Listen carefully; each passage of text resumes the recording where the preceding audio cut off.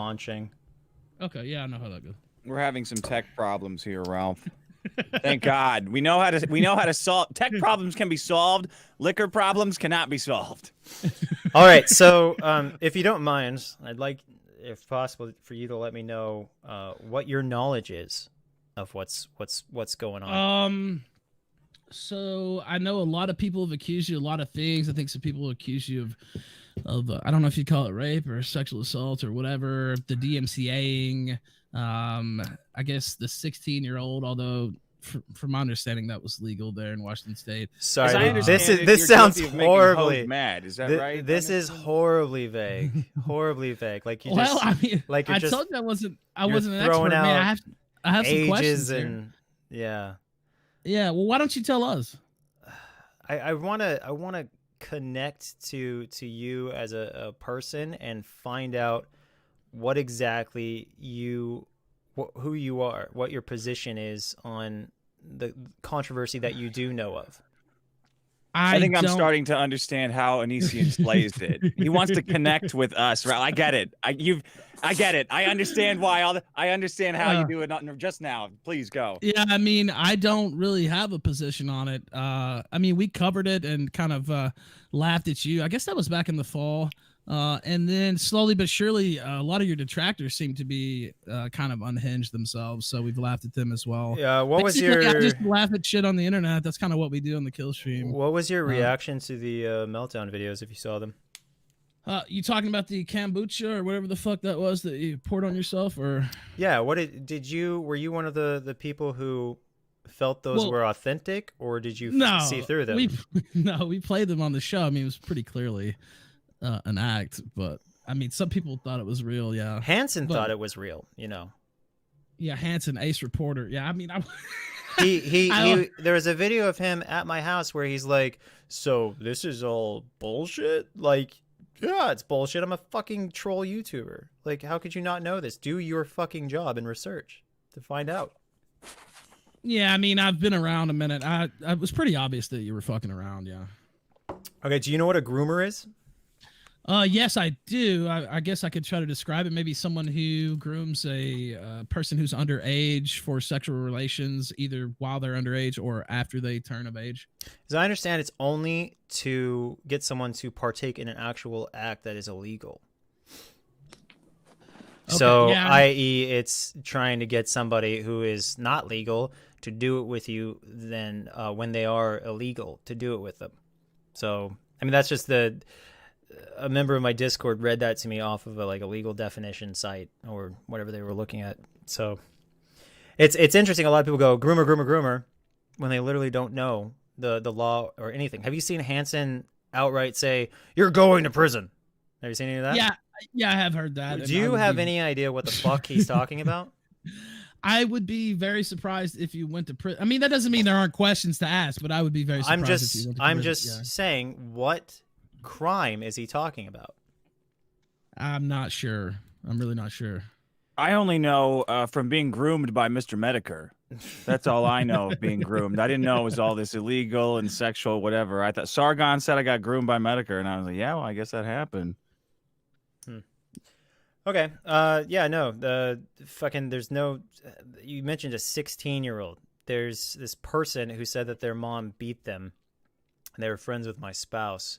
And we said, well, because she says that her mom beat her, we should probably give her safe haven from this person who she says beat her. So we welcomed her in, and I had to make it clear to her that shit wasn't as she thought it would be, because for some reason she had it in her head that something was going to happen when it wasn't. My spouse was actively dating this chick named Billy, who was 19. And Sarah got upset because she saw that Billy and this other person, my spouse, were holding hands and stuff in the theater. She got so upset, I had to take her aside and say, listen, it's not a thing. I don't know why you think this is a thing. You are an important person in the house, but you are not that. You are never to be that. And she was like, oh, okay.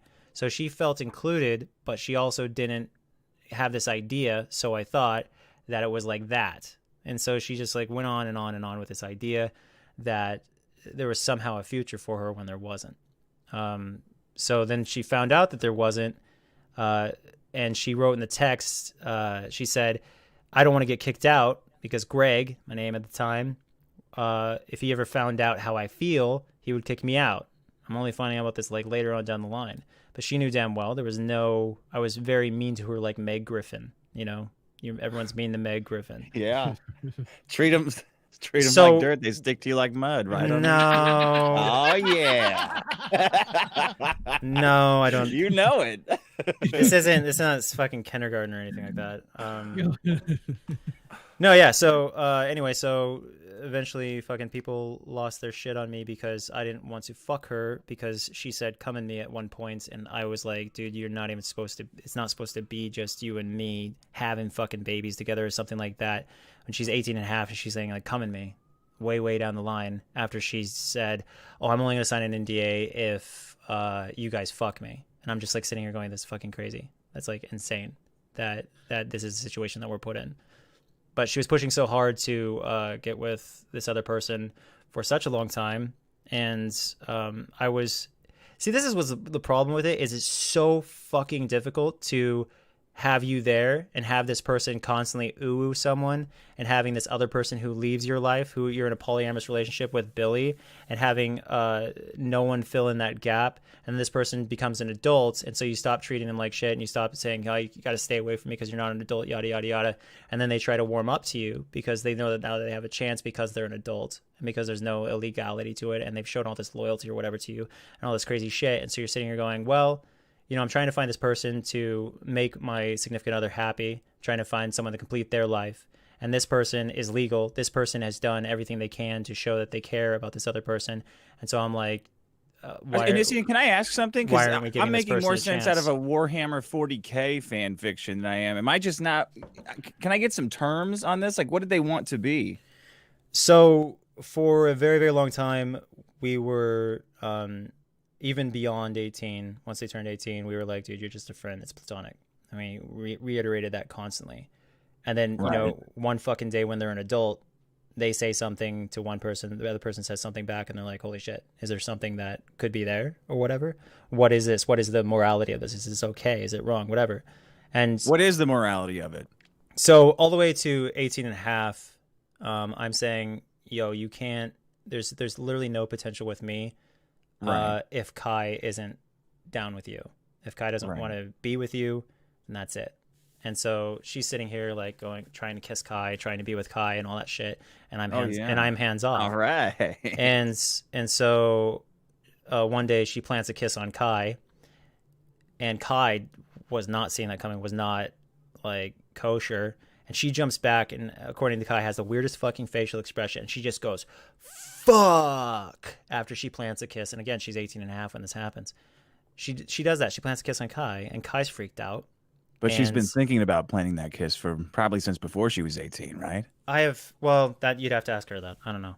I can't speak for her. Makes it even more forbidden, though, doesn't it? But get this, they have a falling out, her and Kai, because Kai's like not sure how to feel about this.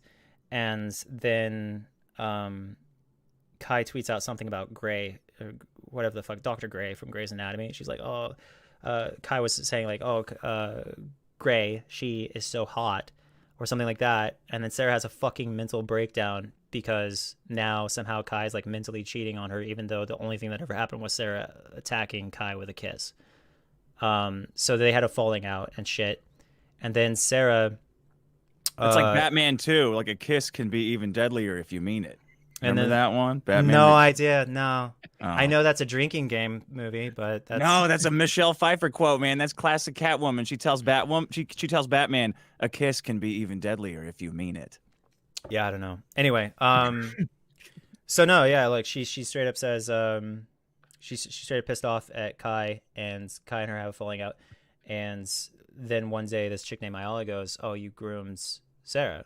And up to that point, the only thing that ever happened was Sarah planting a kiss on Kai. So we're just like, no, the fuck, no, that's not a thing. This person's an adult. Nothing ever happened between them prior. So what the fuck are you smoking? So I say, hey, Sarah, can you make a video talking about what actually is going on between you and Kai? And Sarah's like, okay.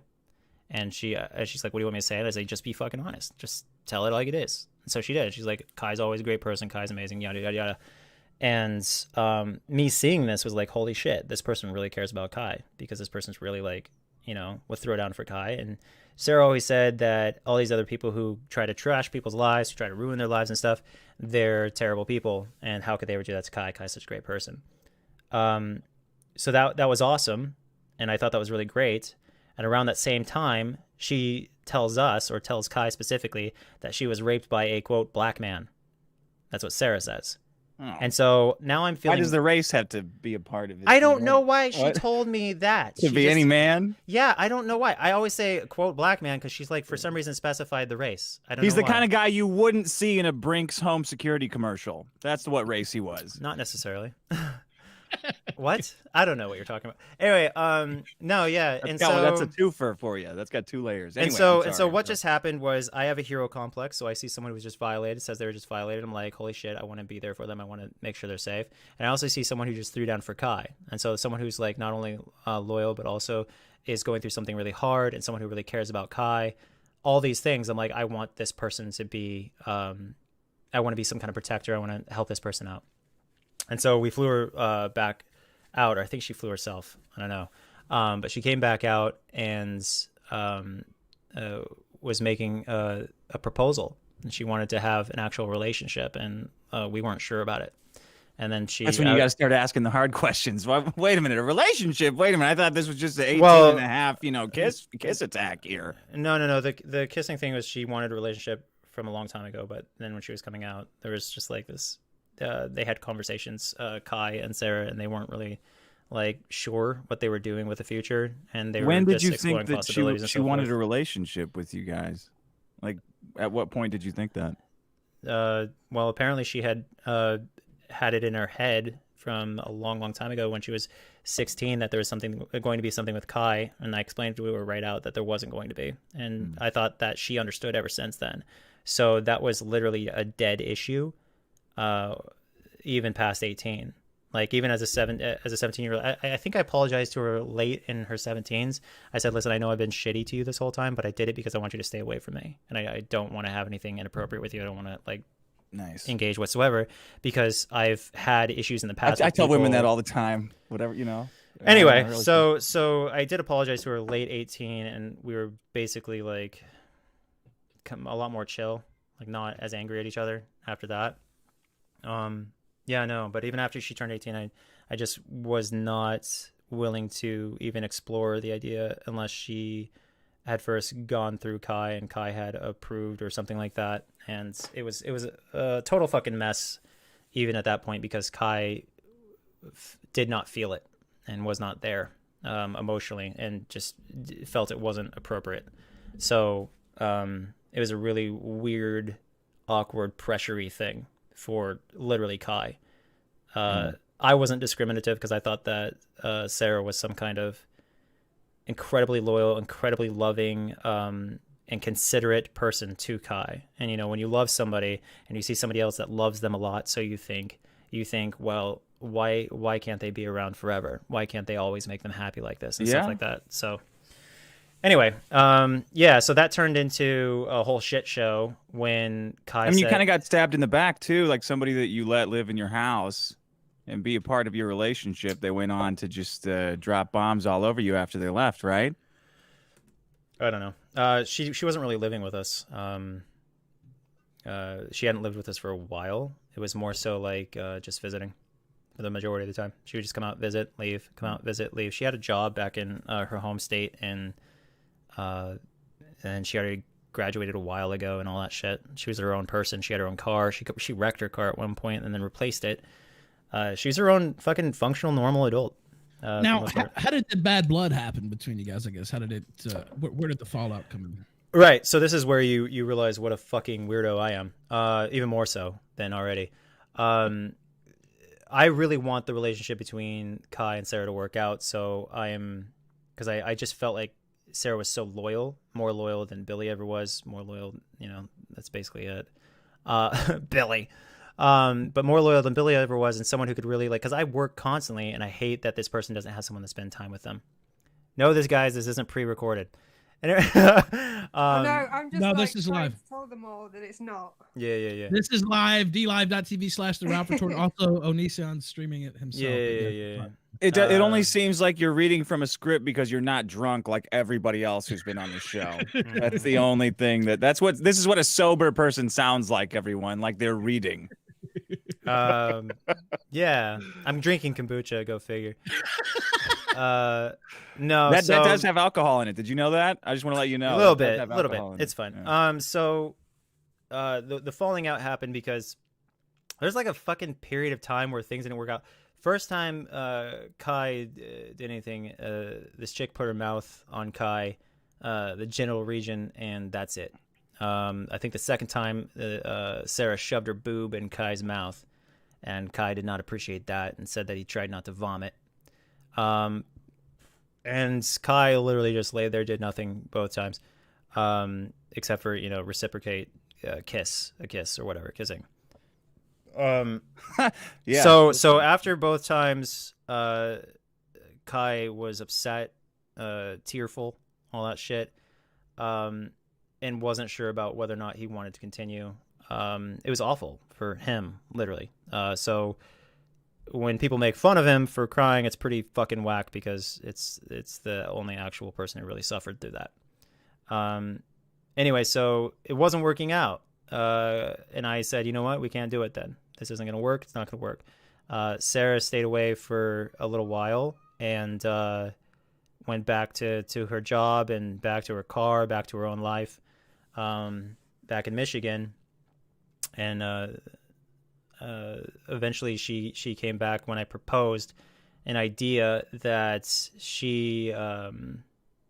we try to work something out, because I was pressuring, like there's this text that leaked or something where I was saying something about taking a virginity.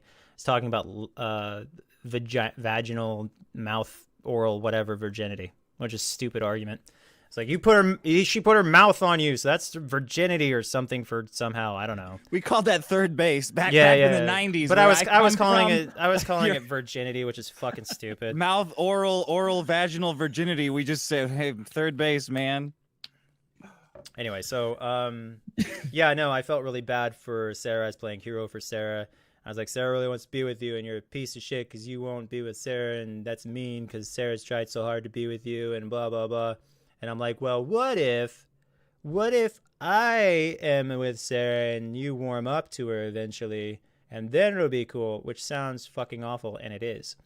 So we literally come to this point. I was like, all right, I'll try to see if we can coexist and you can warm up to the relationship. And if you don't, then we'll call it quits.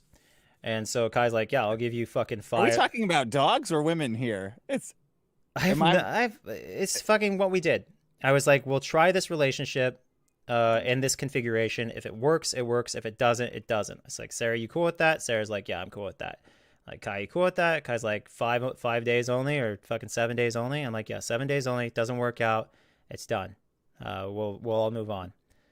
We last 2 fucking days. 2 days. And then she says the come inside me thing, and I can't handle it.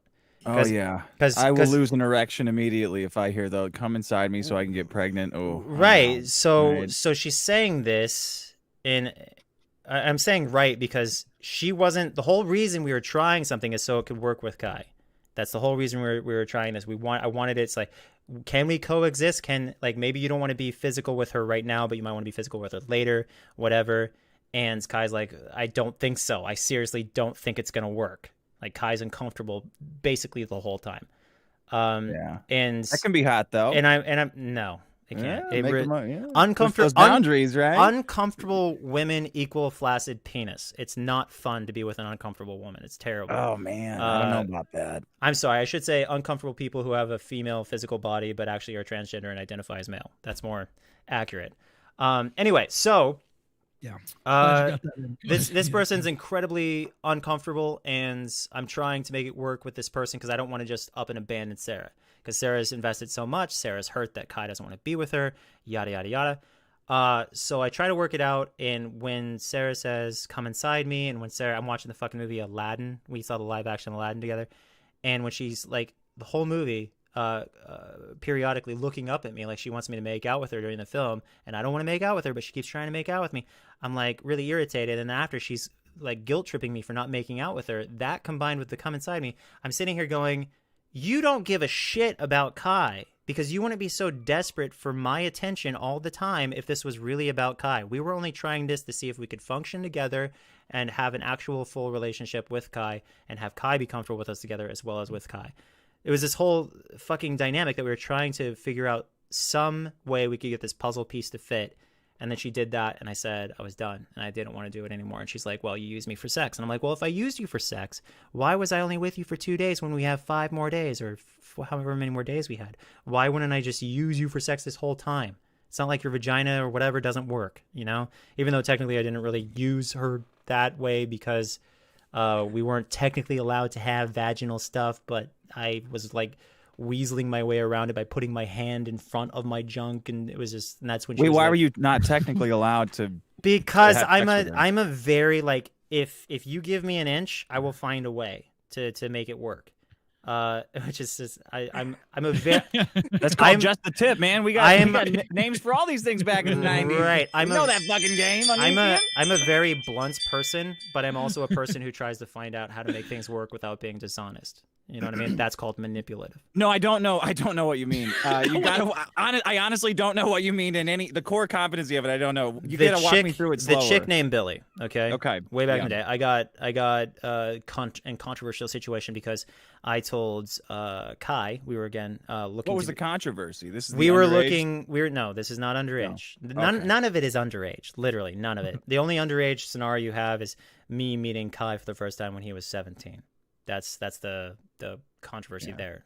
And that's just legally underage. I mean, give me a fucking break. Well, no, she was actually he was at the time able to consent because of both of our state laws. So, no, it was legal. And the same goes with Shiloh. Shiloh was legal too. A lot of people don't know that Shiloh.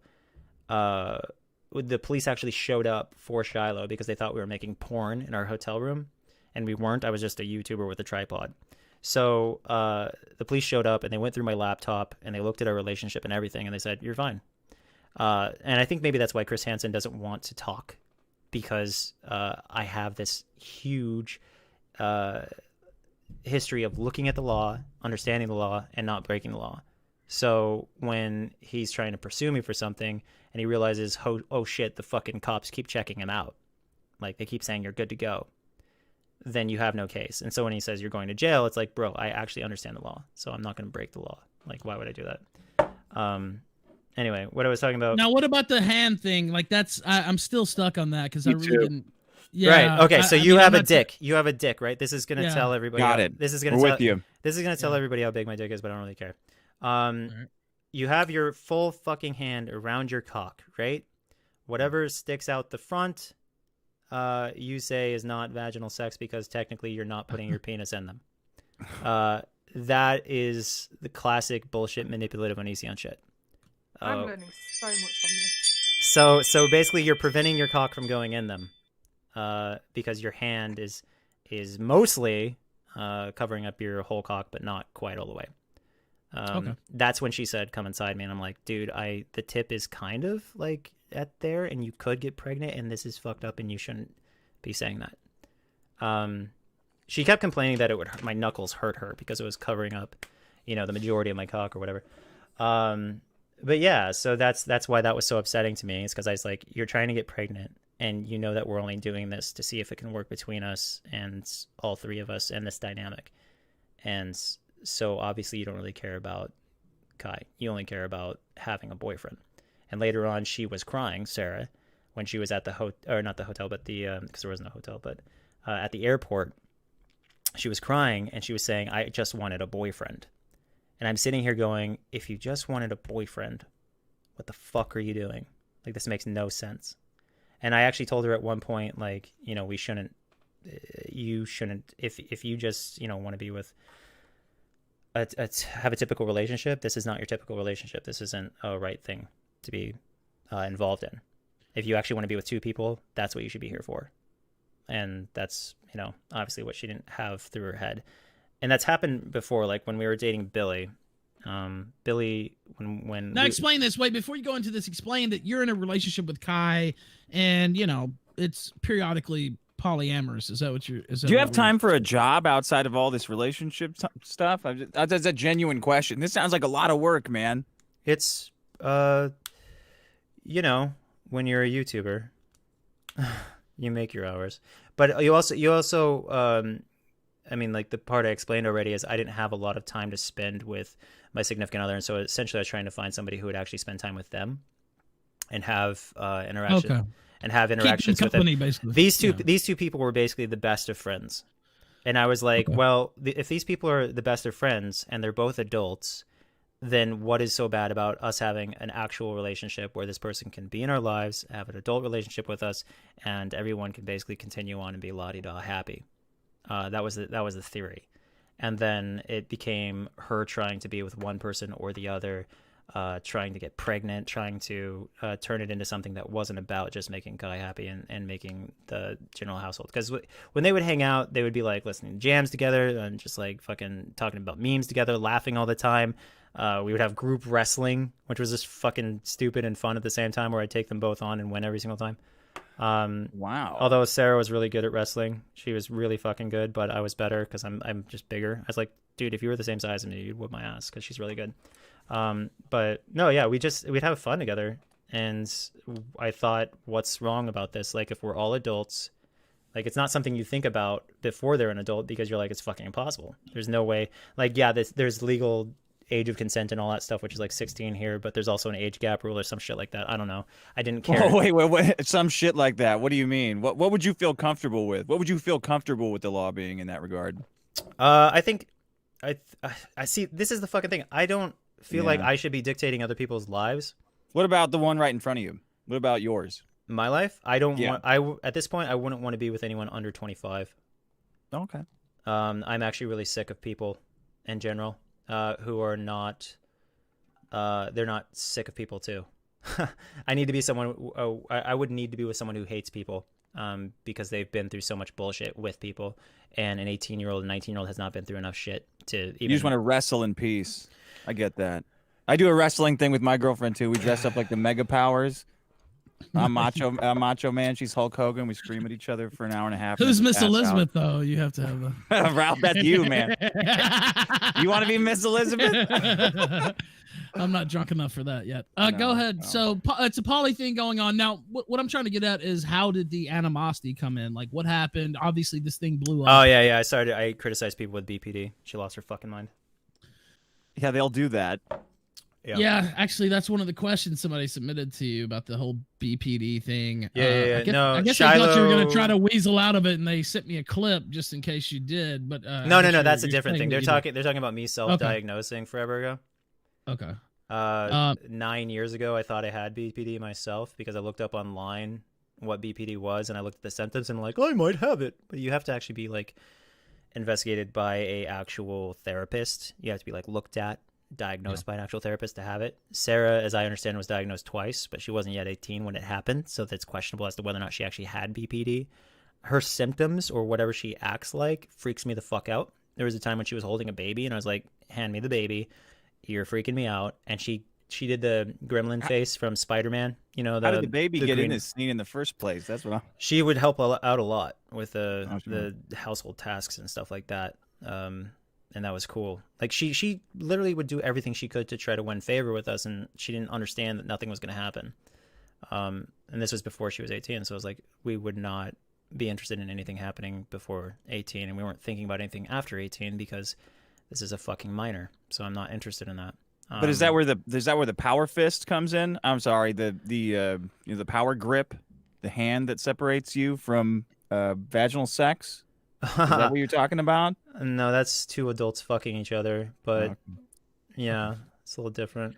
But how did so they got mad about that. So what did they do after that? After I said that I'm not down with stoners, and I'm not down with people with BPD, she said, wow, I can't believe somebody I used to date would say this about me. I'm sorry, I'm so like fucking gross to you or whatever. And then she decided to make a live stream, a tell-all live stream, after she fucking blackmailed us into having sex in the first place with the NDA. So it was pretty frustrating, and I sat there going, am I even allowed to talk? Is the NDA still valid? And wait, she blackmailed you into sex with the NDA? Right. So earlier she said, you know, if I wanted to, I could destroy your guys' lives. And this is before I can't imagine how. That's exactly why I didn't take it seriously at the time. I was like, you got fucking nothing. There's nothing you could destroy our lives with. It was weird that she said it. It was kind of like a ha-ha moment, you know? And then later on, I had somebody who had visited me who was just a Discord member of Patreon or whatever. She just came out to hang out, and I've had a few of my friends also sign NDAs because I have this thing in my past, like, I wish I had an NDA with Vincent Sear, because then we would never actually publicly attack each other and we'd still be friends to this day. That taught me a lesson that I should have basically everyone in my life sign NDAs for that reason. I've done that. Even the first time I meet you, here's an NDA. You're just going to fill this out. Yeah, thank you. Love the sarcasm. Everyone has to agree to a TOS just to talk to me. I had to sign one when I came to your house. So actually there's this popular thing where a lot of celebrities will have people sign sex contracts so they can prove in court that it was consensual if they ever try to fuck them. It's actually very common practice. And having people sign NDAs is very common practice for people who just don't want to have a shit show because of whatever. So she had said a long time prior that she could destroy my life if she wanted to. It was a ha-ha, like, you're just joking around, LOL. And then later on, she's like, I was like, well, we're having people sign NDAs. I hope you can sign it. She's like, well, only if I get what I want. And she was implying sex. And at the time, it seemed like, oh, that's kinky. That's kinky. Haha, kinky, whatever. NDA kinks? Is that It's whatever. It's like 50 Shades of Grey kind of kinky shit. Yeah. Anyway, so she did that, and we were already like, you know, warmed up to each other because of everything that happened that day and everything that was just like the vibe was good or whatever. So yeah, no, then she did that, and then way down the line, she's pissed off at me, and because I called out people with BPD, I said I never want to be associated with someone who has BPD again, because when Sarah was here, I had locked myself in my garage while I slept because I was afraid she was going to kill me, because there's a certain vibe that people get who have BPD when you piss them off. Because it's for some people, not all people necessarily, when they have BPD, they go from extreme love to extreme hate. I went through this with Shiloh a lot. Shiloh was, I had to call the cops on her multiple times. Shiloh was a girl that I dated a long time ago.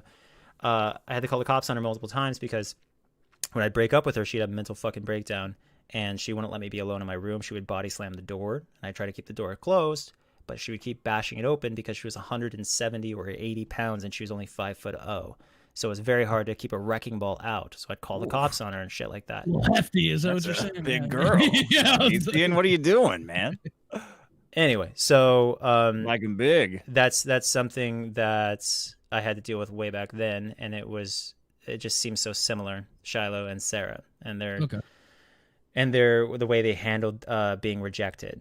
And so I did that with Sarah, I think once or twice, the locking myself in a room because I was afraid she's going to slit my throat while I slept or some shit like that. Shiloh later on at one point said that she would kill herself and make it look like I did it. Called the cops on her there. The cops showed up and took her away once she admitted that she did say that she was going to kill herself. And the cops told me, hey, you can't evict her without a process of 3 months. That's the best advice they gave me. And is this all part of the foreplay? Like, is this totally? Yeah, it's all part of the great fucking foreplay. Cops are gonna show up in 3 weeks, let you know it's okay to get an erection, fucking sir. Relationships. Anyway, so they told me that I should fucking scoot if before she got back, and it was my own fucking house, so that kind of sucked. But I was like, yeah, I'd rather be away from this person who just threatened to kill themselves and make it look like I did it. And if it means I gotta leave, I'll leave. So I left and I went to LA, and I stayed with her producer, whose name is Damon. And he described her as evil. I said, does she have a mental disability? I think it's something mental. Like she's fucking just, you know, she needs meds or something. He's like, no, I think she's actually evil.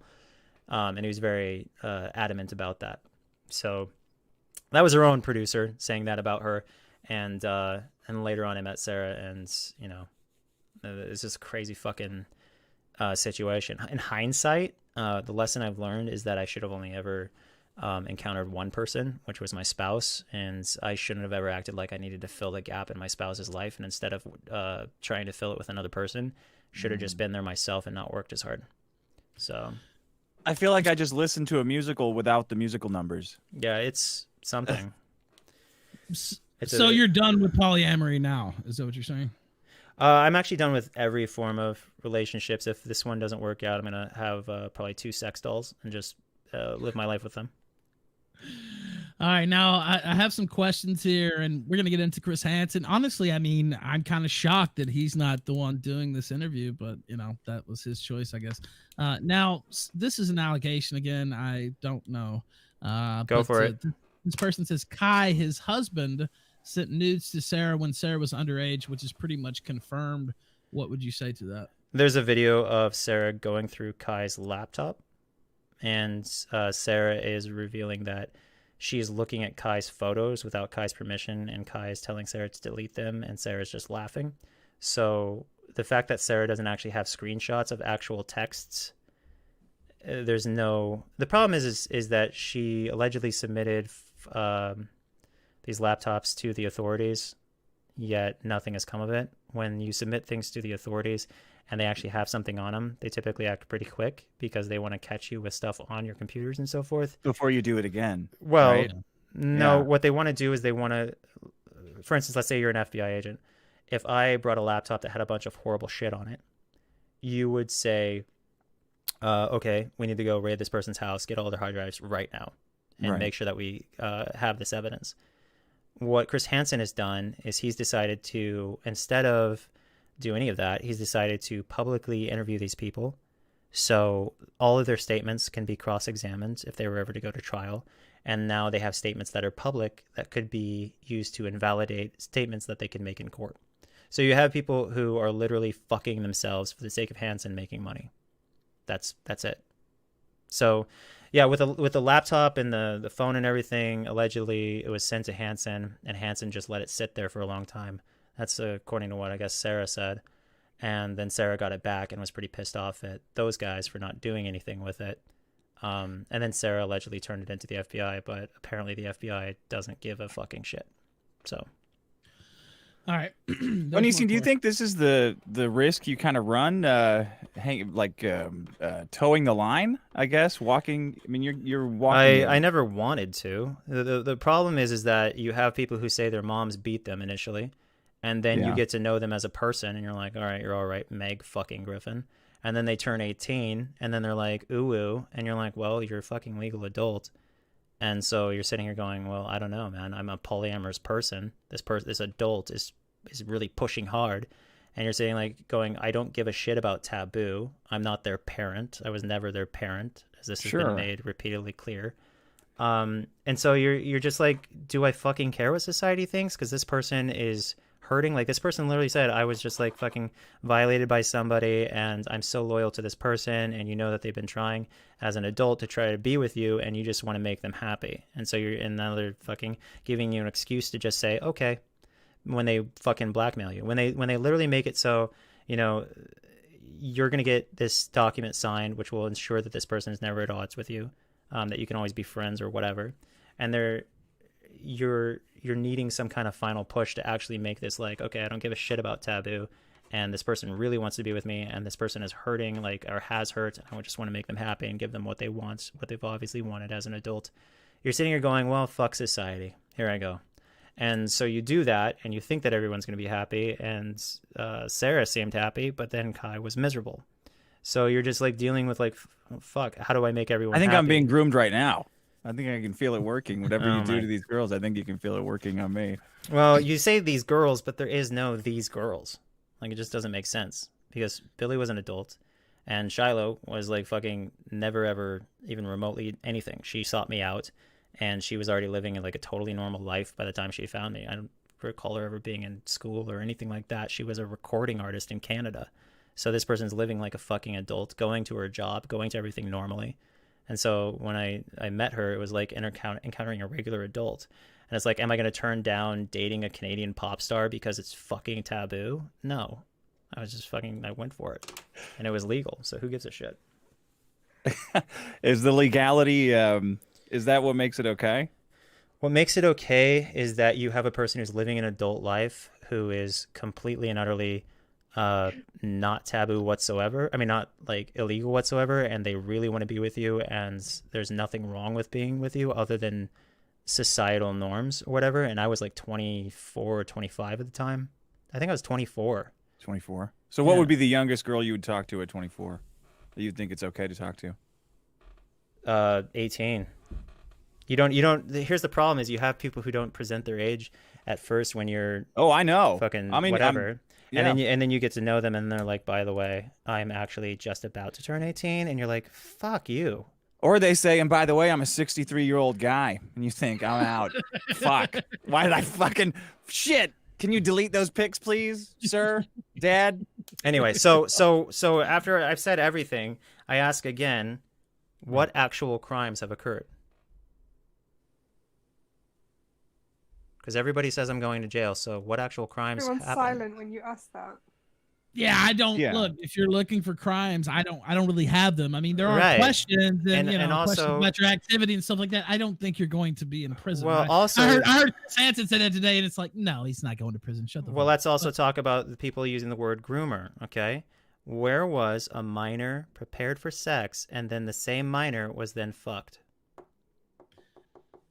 Who is illegal, obviously.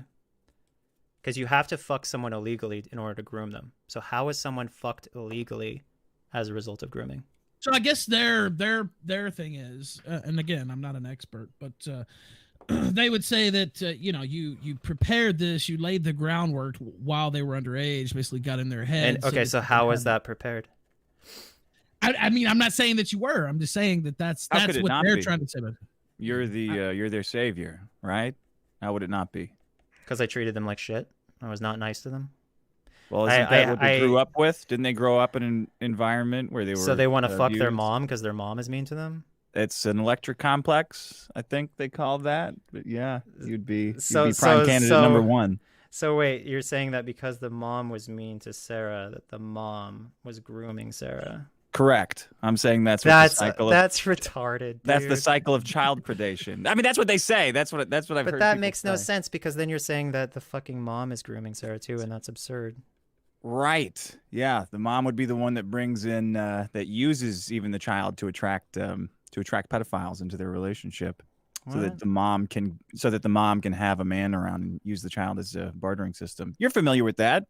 I feel like you're one of those fellows who actually is like constantly sarcastic. So you're just sitting there like not believing what the fuck you're hearing. No. I mean, I didn't come up with this stuff. It just sounds like the most absurd shit I've ever heard. Is all I'm saying. I promise you, smarter guys than me came up with it. I'm not an expert on the. That's a yikes, dog. I don't know about that. I've yiked myself once again. I've embarrassed myself on the kill stream, I'm afraid. Now, let me ask you, we have a bunch of questions. I want to make sure we can get through them all. How did Chris Hansen come into this? What's your relationship with him? I know he showed up to your house. We did actually play that here on the show. So I haven't been, I'm not in this every single day, but once it rises up to a certain level, so we've covered it, like him coming to your house. That's one of the allegedly this guy, Mike, bribed Hansen. And it's a bribe because, you have someone who's plotting to ignore no trespassing signs, and you can't in Washington State be within 50 feet of those without getting in super trouble. So when you offer someone a trip to someone's house so you can break the law, that is a bribe. And that's what allegedly Mike gave to Hansen. And Mike was apparently allegedly trying to cover up or distract from his own lawsuit where he had allegedly sexually assaulted or groped the breast of a woman who pursued him in court and lost because actually, you want to tell him about that? Other guest? Miss? Other guest, Miss. Oh, hi. Yeah, Sorry, can you tell him about Mr. Morse? Oh, yeah. It was another lawyer, a female lawyer, and he groped her. So they took it to court, and the only reason it was kicked out of court was because she lied about something completely different. It was nothing to do with what she'd said about him, but he had admitted it and apologized to her. Apologized to her for grabbing her breast, or do you know anything? Breasts. Yeah, he grabbed her breasts. Okay, so yeah, he went to court allegedly for that, and my feeling on it is that this was a hope of his that working with Hansen would help people see that he was actually some kind of good guy because he's helping this dude get alleged predators and so forth. And so that's why he was in the video. where you see him next to Hansen, and they're all like buddies and whatnot. Oh, look at me, I'm with Hansen, and we're trying to pursue this guy. I don't think they ever planned on me actually answering the door. And if they did expect me to answer the door, they thought my meltdown videos were real, so they probably thought I'd have a mental breakdown. They could capture it and get viral views and whatnot. But instead, I just called the cops on them because there were 7 strange men in my fucking driveway uninvited. So that was great. That was a great move. It was. Well, Now, yeah, because fuck Hansen, that smug asshole. What else? Always sitting there trying to cock block people for years with his squad of policemen. Well, when you're calling the police on Hansen, that's a clear sign that he is not in the right place. now Keemstar is here as well. Keem, can you hear us? Yeah, I can. I just wanted to stop by because today I saw a very interesting exchange between Onision and I believe it was the Newsweek reporter. I mean, when I went to go interview Onision, right, this Newsweek's reporter was like, oh, Keem did a horrible job. And he was saying this before, like, the interview with Onision even came out. But then when it came out, he said I did a horrible job and I couldn't control the conversation.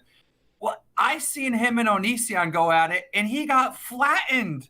How did this guy criticize me at all? He got completely flattened by Onision in that interview, and it blew my mind. Everybody has great advice for other people when they haven't gone through their situation before. Yeah. Well, speaking about going through the situation before, one of the main people that's been calling you out for years is Repsion. And where the fuck is he? He just publicly denied opportunity to interview me. Yeah, that's very interesting. I think a lot of people should look at Repsion and look. I'm a person that believes in revenge. I think if someone fucks you over in any shape or form, destroy him. Like, I've always felt that way. And so many years ago, Repsion made a horrible comment about my young daughter at the time, who was like 7 years old. He left a YouTube comment saying that she's going to grow up to be a prostitute. Some pretty fucked up shit. Now, years later, we see him being the savior of kids and trying to protect, all these young children that have, been groomed by Onision, which I found was strange. But I find it odd that he doesn't want to confront you and he doesn't want to have, this interview with you when he's been preaching to his audience for years now that he's going to take you down and we're going to take you down. I mean, the man did a fucking 5-part video series about you chopping down trees. Like, the man is clearly obsessed. How is he not doing this interview? But furthermore, there is a rumor going around, and I want to know if you've heard this rumor. And again, I'm not saying that this is true. This is not an accusation at all. I'm saying I just heard that Repsion himself started dating his current girlfriend when she was very young, possibly before she was at the legal age. And she was a fan of his since she was 12 or 14 is what I heard through the rumor mill. So it seems like a very similar situation is going on, Nice. Possibly over with Repsion, and he's for years been calling you a groomer and everything else. There's a consistency with people online, and I'm not saying that I'm the most innocent person of this, but there's a consistency of specifically men pointing fingers at each other for things they themselves are guilty of. So let me say this before you finish your answer. Now, his position it's not is 100% accurate, but it does happen a lot. For instance, Hansen having gigantic age gaps with people he's been with while acting like other people are preying on young women. But let me ask you this now. Repsion says it's because you took him to court. Now, not everybody has this excuse. There's a lot of other people who have criticized you who refuse to, do the interview today. But he said it's because you took him to court and he can't risk the legal repercussions from that. And what possible legal repercussions could come from a conversation publicly? I mean, that's just his position. I don't know. I'm just giving you to be fair, quite a few. But, you To be fair, quite a few legal repercussions. Trust me, I'm being sued for $3.5 million right now. Right. But I think that came from videos you made after, didn't it? True, but I did interview the guy, so he's I know this has nothing to do with anything, but didn't that guy admit to having sexual conversations with 15-year-olds or something? I don't know how to answer that because of an ongoing lawsuit, but there is videos on my channel. Well, he said it is what I'm saying. Jesus Christ! Let me is going on? Let me Everybody put get their lawyers out and let them I talk. know that's what I'm Fuck. talking about. It's fucking crazy when you start like looking into any one person and they start to We realize, all want holy to fuck shit. 15-year-olds, okay? No, Let's just get no, it out no, of our no. systems. No. That's why the laws exist. I am very disinterested in 15-year-olds. You Actually, know that's gonna get cropped. a bunch of fucking creeps laugh about horrible shit. Welcome. No, that's fucking weird, man. I was on a live stream with Edwin, one of the main anti-O people. I was that have been hoping making... he would show up today. Yeah, somebody suggested that I bring him on, but I don't know him, and I never heard bring him on. Oh no, Yeah. He basically has made so many videos on he the subject. said, I said, are you going to show? He said, nah, man, I'm on a social media break and got other stuff going on. I guess the quarantine's a very busy time for him, so. Okay, but anyhow, I don't think Edwin's a bad guy. I think he just doesn't like Onision, and he's taken this position. He's made a lot of videos on it, and I feel like he tries to be fair. He's definitely biased, but he tries, I think, in his own mind to be fair.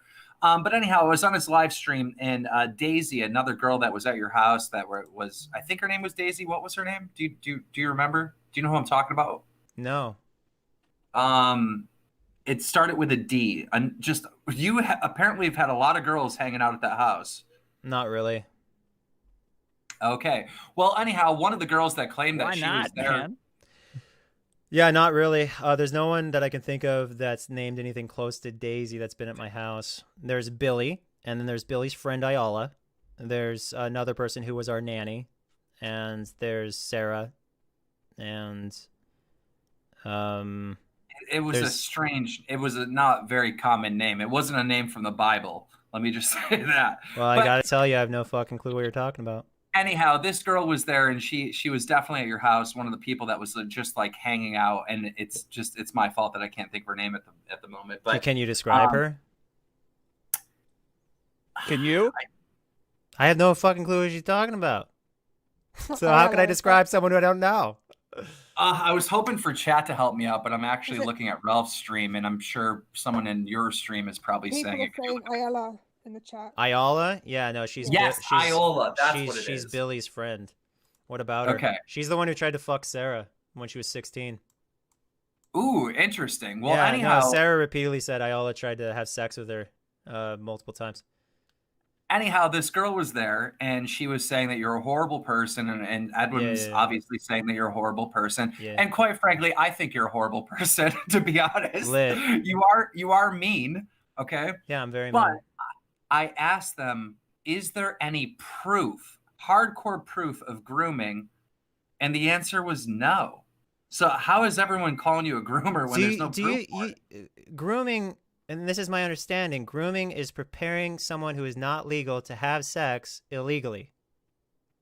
Like, that would be like me meeting someone at 15, preparing them to have sex, and then fucking them at 15. So you're fixated on this, but so you're saying it's cool if you were preparing them to have sex legally? Or are you saying that? I'm asking you. I don't think it's cool to prepare a minor for anything except for fucking off, like staying away from you.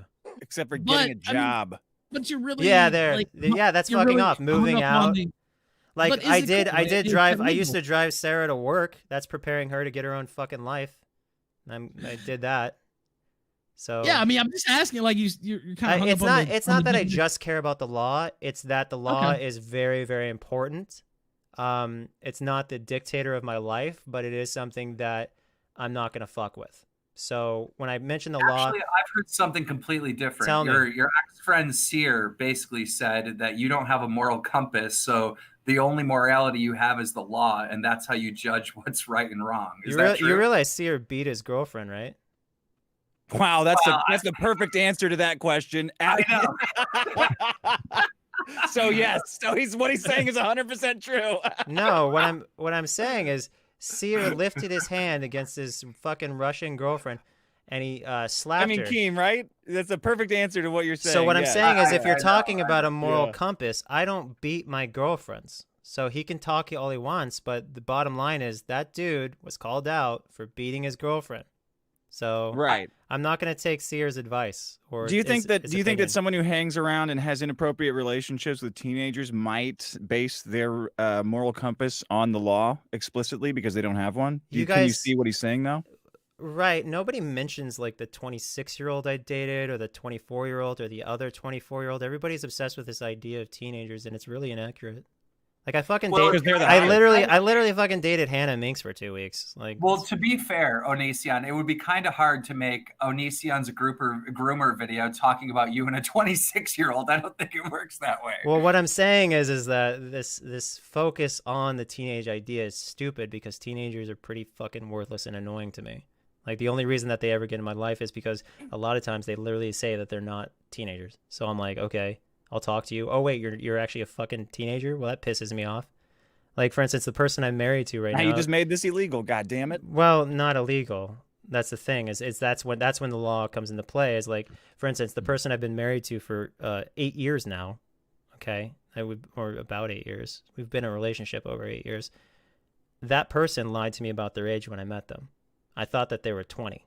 And it turns out that they were 17 and a half. They told me they were just about to turn 18 after I inquired. And I was like, oh, cool. And they're like, yeah, 3 months. And I was looking up fucking horoscopes saying, oh, are we compatible? Because I'm one of those idiots. And she at the time, as she identified as she, was saying was playing along and shit. Like the horoscopes were accurate. It wasn't even the fucking month that they were born. Later on, I find out they're born actually 3 months later. So I'm sitting here going, well, shit, I already like fell for you. We've already been hanging out forever, but it turns out you're not just about to turn 18. You're actually younger. That's very upsetting, but I'm not just going to abandon you because you fucking knew that I would leave the moment I found out that you weren't about to be an adult or whatever. So, and that was when I was 26. So we're talking about fucking 8 or 9 year age gap.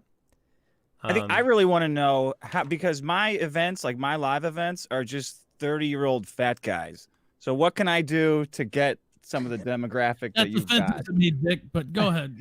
What about demographics? He wants hot. I want to know your secrets. To women? Yes. God, yes, please. You've got them at their prime beating each other to be with you. Tell us your secrets, Onision, please. My problem is I basically hate everyone at this point, so it's really difficult to tell you. I have people writing me saying, "Oh, I wish I was in a poly relationship with you," and I'm literally responding with, "Go fuck yourself," because I'm just so fed up with people at this point. Shit, I definitely had that.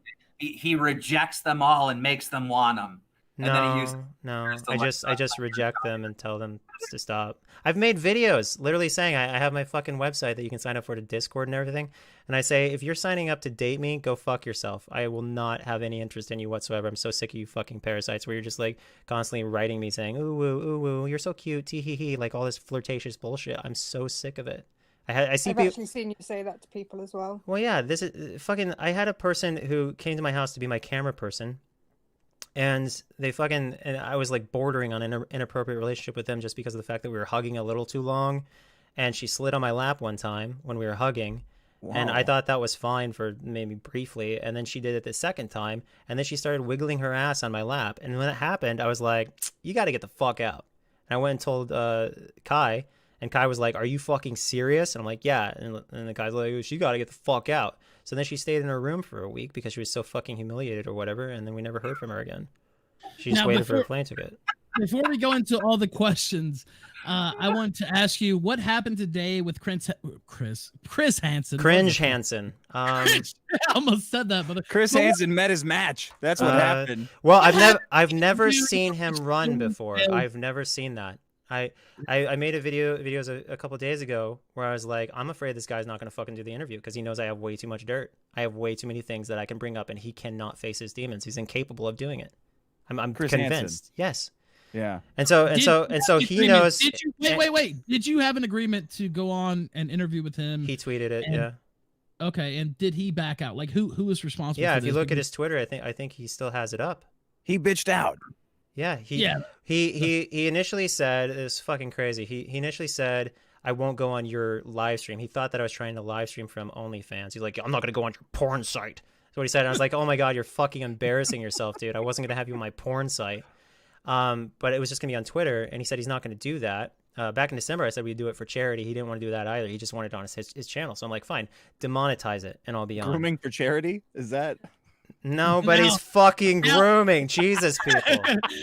He's joking. Now, also, I define grooming again and again, and nobody fucking gets it. He can't help it. He's a comedian. There's no one trying to fuck kids here. When he's on his own roast, he's a comedian. Anyway, so he says that he's not going to be on my Twitter. So I'm like, fine, just demonetize your shit to prove that you're not doing this all for money, and I'll be on your show. And then he tweets next day saying, I'm do my show, no conditions. And then an hour later he tweets, okay, I won't monetize it, be on my show. So I was like, fuck yeah, I was able to control Chris Hansen. I was able to make him come to an agreement. This is awesome, let's do it. And then his fucking Mike buddy, the attorney, writes me and says that they want to do it recorded and not live. And I'm like, what the fuck? No. I said, it's got to be live. And then I wrote him again. I'm like, you know what? You can record it, but I'll just live stream it while you record it. So that way you can't edit shit out.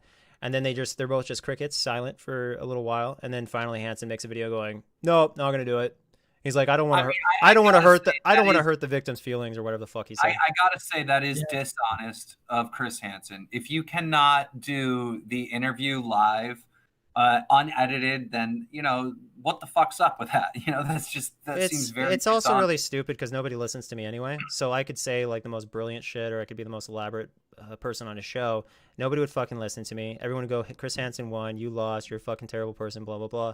But doing this, I think it's more difficult to explain than if I were to bring up his mistress, if I were to bring up a lot of the shit that he did legally, all his court cases, all his debts, all his other things that he's been involved in. It's like causing someone to kill themselves, allegedly, according to his former, the person who used to be on a show, and then showing up to my house when I've been diagnosed with chronic depression in the exact same way that he showed up to this other person's house who killed themselves, risking, my life if I was a person who was actually of the same nature as that other person, I mean, I would assume that's why Chris Hansen didn't want to do this live, because you weren't just going to sit there and take it. You were going to say, well, you did this and you did this and you did this, and I think that his attorney probably told him, this is not a good idea.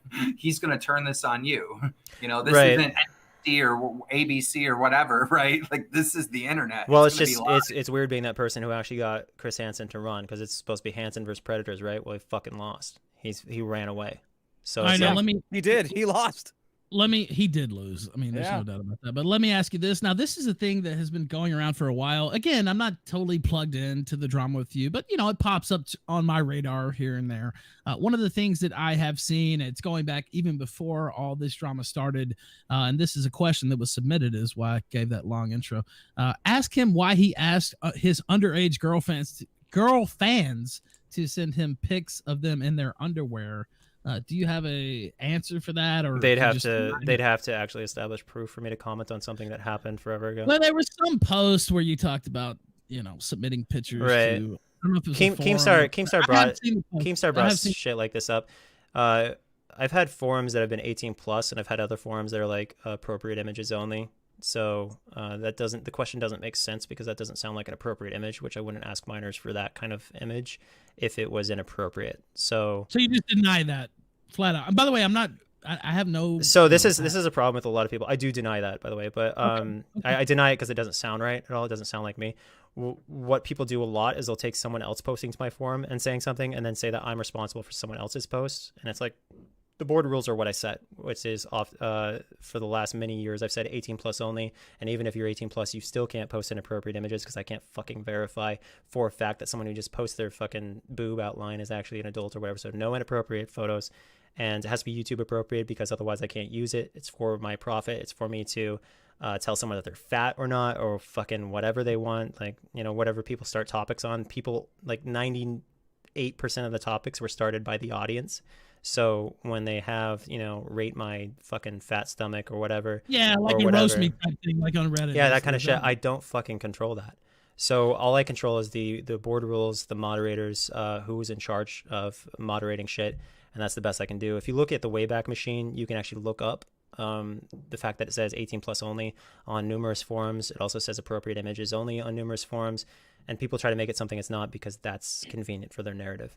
So. All right, now I actually have a question from Repsion that somebody asked me to Bitch, ask show the you. fuck up. Like, just Well, show up. he's not here, but they wanted me to ask you this. It's actually a screenshot from him. He says, "What I want is someone to address his tweet about if you don't report sexual abuse instantly, you are as bad as a rapist. That needs to be asked in an interview." This is me asking it. Yeah, I don't remember that tweet. I tweet a lot of fucking hilarious things. What about the sentiment? The sentiment? Like, do I support that? Yeah. I don't think that's true. I think that a rapist is obviously way worse than somebody who doesn't report the rapist because he raped someone. Yeah, that's a fair point. Yeah. So, now, like, we all tweet stupid shit. I don't know if I tweeted that, but fucking, it's Twitter. Now, what about the DMCAing? That's another thing that right. People. So there's this now, and from what I've seen, you have been a little out of pocket with the DMCA thing. That's just my personal view on it. But if you want to give your own, go I ahead. agree. What the fuck? Why are you flagging everyone? Flagging everyone? What do you mean? Well, I mean, people making, response videos and using a clip from your, programming. Right.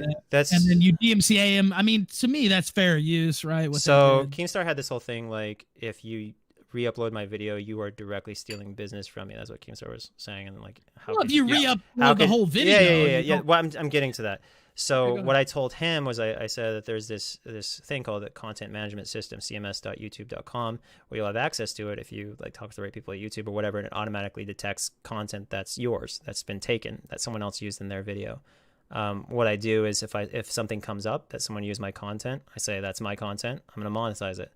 They can say, nah, you can't fucking monetize it, and then I'll say, nah, I can, and then they can appeal it, and then I basically lose my fucking power once they appeal it. And then they can, tell me to go fuck So why myself. do you do that, though? A lot of people are saying you do that to prevent, criticism of you from going out. No, I do it because the CMS system, I went through this with Blair White too. She called my bullshit. So I was like, fucking, okay, my bullshit is this fucking screenshot that proves my point. So it's not bullshit. But, it's literally it's a system that tells me someone's using my content, and I confirm if it's my content or not, and then the system automatically claims those videos. If people fight it and I know for a fact that they're using it in a way that is not fair, I say you have 7 days, and if you want to get a copyright strike, so be it, or they can talk to YouTube directly. YouTube reviews it, and most every single time YouTube's like, we don't know if it's fair use or not, so we're just going to go with the person who's appealing this, and then give them their video back anyway. So, and when I say give them it back, I mean they don't even take it down.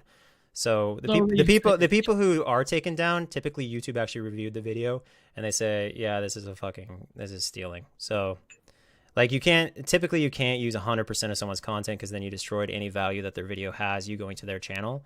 In other cases, if you use a tiny portion of their video or less than a certain percent, then they say, well, they still would want to see your video after seeing this one because they didn't completely take the heart of the copyright content and represent it on another platform or another area. So you deny using the DMCA system to squelch criticism of yourself?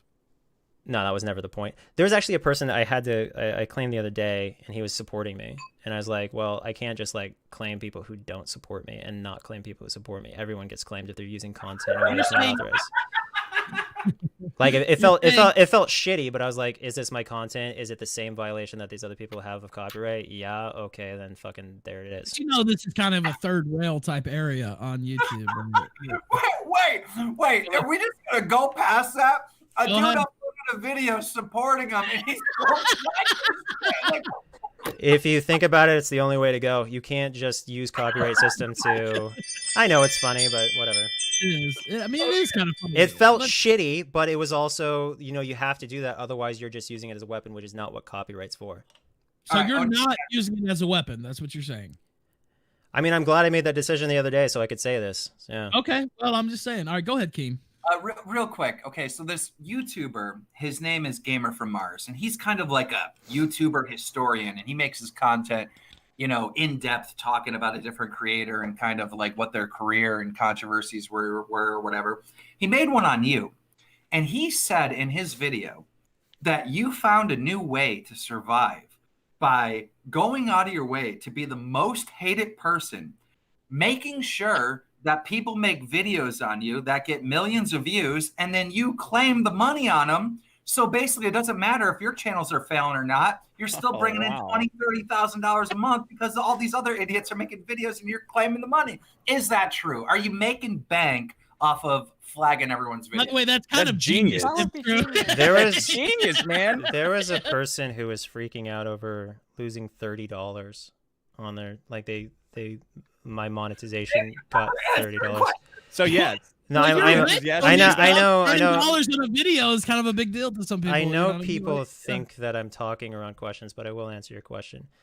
I think last month I made $1,000 off that. So no. Trump bucks.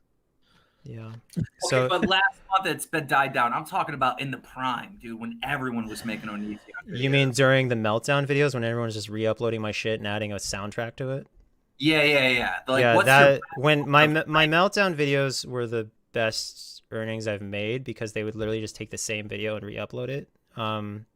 So that was good earnings, but that was also a slam dunk copyright case. So yeah, in my prime at most I probably made like 4,000 or something. Like it's not a lot. It's a downer. You're right about that. Yeah. Thanks guys. Yeah. All right, now here's another question. And all these chicks still want to So that's why no. So this I'm talking about just the copyright claims, by the way. Okay, go ahead. Yeah, finish. This fucking chick, this is why it's not worth it. This chick made a big deal over her video being claimed, and I made almost nothing on her video, and she was saying that she's going to sue me for $2,000, and so she did a GoFundMe, she raised the money, and she was going to fly out here and sue me in small claims court. She came out here, went to a concert, and went home, even though her GoFundMe said that she was going to sue me. The problem with this is all I'd have to do is bring the receipts to court and say, listen, I made like $100 off this, and she uses my copyright music. Like, you can't fucking use copyright music. That's just like common sense. So that's probably why she never took me to court. But that's just like another example of people like making a big deal over copyright when actually it's a slam dunk in my favor in a lot of instances. And going to court over these things is not worth the attorney's 10 minutes of time, because these aren't like huge issues in most every case. So the idea of $30,000 sounds great, but I would be worrying my ass off if I was making $30,000 because that's a lot of money worth suing over. So you have to buy a new suit too, probably. I'm going to ask you about the whole window incident here in a moment, but let me read these. Yeah, you're talking. Okay, so let me just address the window incident real quick. Well, first of all, that's about a little girl. And that should be off limits. You know, you don't talk about Keemstar's. If you don't kids, want to address it, that's fine. But I do want to say this about. It's been put out there by people other than me, right? Right. I do want to say. What is this? I do want to say. What are you talking about? A little girl fell out of a window. People investigated. CPS investigated it. A detective investigated it. Everyone investigated it. That was relevant, and they all concluded the same fucking thing, which is a horrible thing happens, and that's what it was. His kid, one of his kids. Yeah, his kids. Oh, yeah, and again, I didn't put this out there. I don't. Right, but what I'm saying is terrible. everybody questions the fucking professionals, and I don't understand why. Like, everyone thinks they're smarter than the detective. They think they're smarter than the CPS. They think they're smarter than everybody. And it's like, dude, they cleared us for a reason because we're. It was clearly an accident. He didn't push the kid out. If he did, nobody ever. At least I've never said people that. keep saying like that it was some kind of YouTube thing, like somebody filmed pushing themselves or their kid out of a window, and it's like that's not true. That's literally not even real. I mean, I've seen so many people online saying that, you know, you need to have your kids taken away. You weren't watching your kids. Right, but you're also calling the detectives stupid when you say that. Like, the detectives don't know what they're doing. You gotta remember, anyone that's a parent knows at some point your kid like ran off and tripped and got hurt. Like, you know what I mean? Like, does everyone need their kids taken away from them? Because kids get hurt. Like, kids. You know, kids do stupid things. They're kids. You know? This level of injury was actually fucking horrifying. So it wasn't. It felt like it was beyond your typical fall. It felt like, what the fuck happened? And we were both we didn't know what to do because it was such an insane thing that we didn't even think about. Like, CPS, like, people sent CPS after us during the whole Sarah thing because Sarah or somebody was being horrible. CPS shows up and they realize everything's normal and everything's chill, and they look at everything, and the CPS lady walks over to that window and she checks it to make sure that the window's working and functional and everything. And we didn't take that as like an omen or anything, but then later on when that happened, we couldn't stop thinking about the CPS lady checking the window, and we're like, why the fuck did that happen? Why didn't we know better? Why didn't we because we like literally positioned the room to be like nobody could ever get to this window because it's like at the level of a standing person, an adult. But when somebody climbs up on the back of the bed, even though the bed was positioned in a way specifically to not let this happen, when they climb up back up on the side of the bed and they actually stand up and they put their pressure on the window screen, and the screen literally just pops off like it's nothing. it's just like you're sitting here going, how the fuck do I even deal with this? How could I have prevented this, etc. So now we, have locks on every fucking window, even though they're at the standing height and everything. It's like you just you sit here going, this is so fucking, like, I expected a short window to be the problem, which is why I always made sure that the short windows were closed. But then you have this window that's up high, and you're like, how the fuck does this happen to somebody? And I want to tell you guys a story. I shouldn't. Real quick. I was in the garage downstairs when it happened. Like, I was in the floor directly underneath. And when it happened, I for some reason wasn't wearing my headphones. I was working as usual. And the other parent was upstairs making dinner. So I'm downstairs and I'm just minding my own fucking business, and I hear a deep voice, like it's my son's, and it sounds like someone's running a toy car on the garage door just outside. And it's like 7 o'clock at night. So I'm like, what are they doing outside at 7 o'clock at night? Because it's starting to get dark. It's that time of year.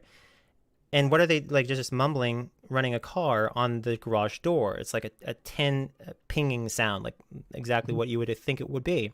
So I walk upstairs. I look at my couch and I see my son sitting there playing video games. And I'm thinking, what the fuck? Because this kid is playing video games, and I just heard a deep voice kind of mumbling as playing a toy car outside. So I'm like, I'm even more confused. What did it sound like?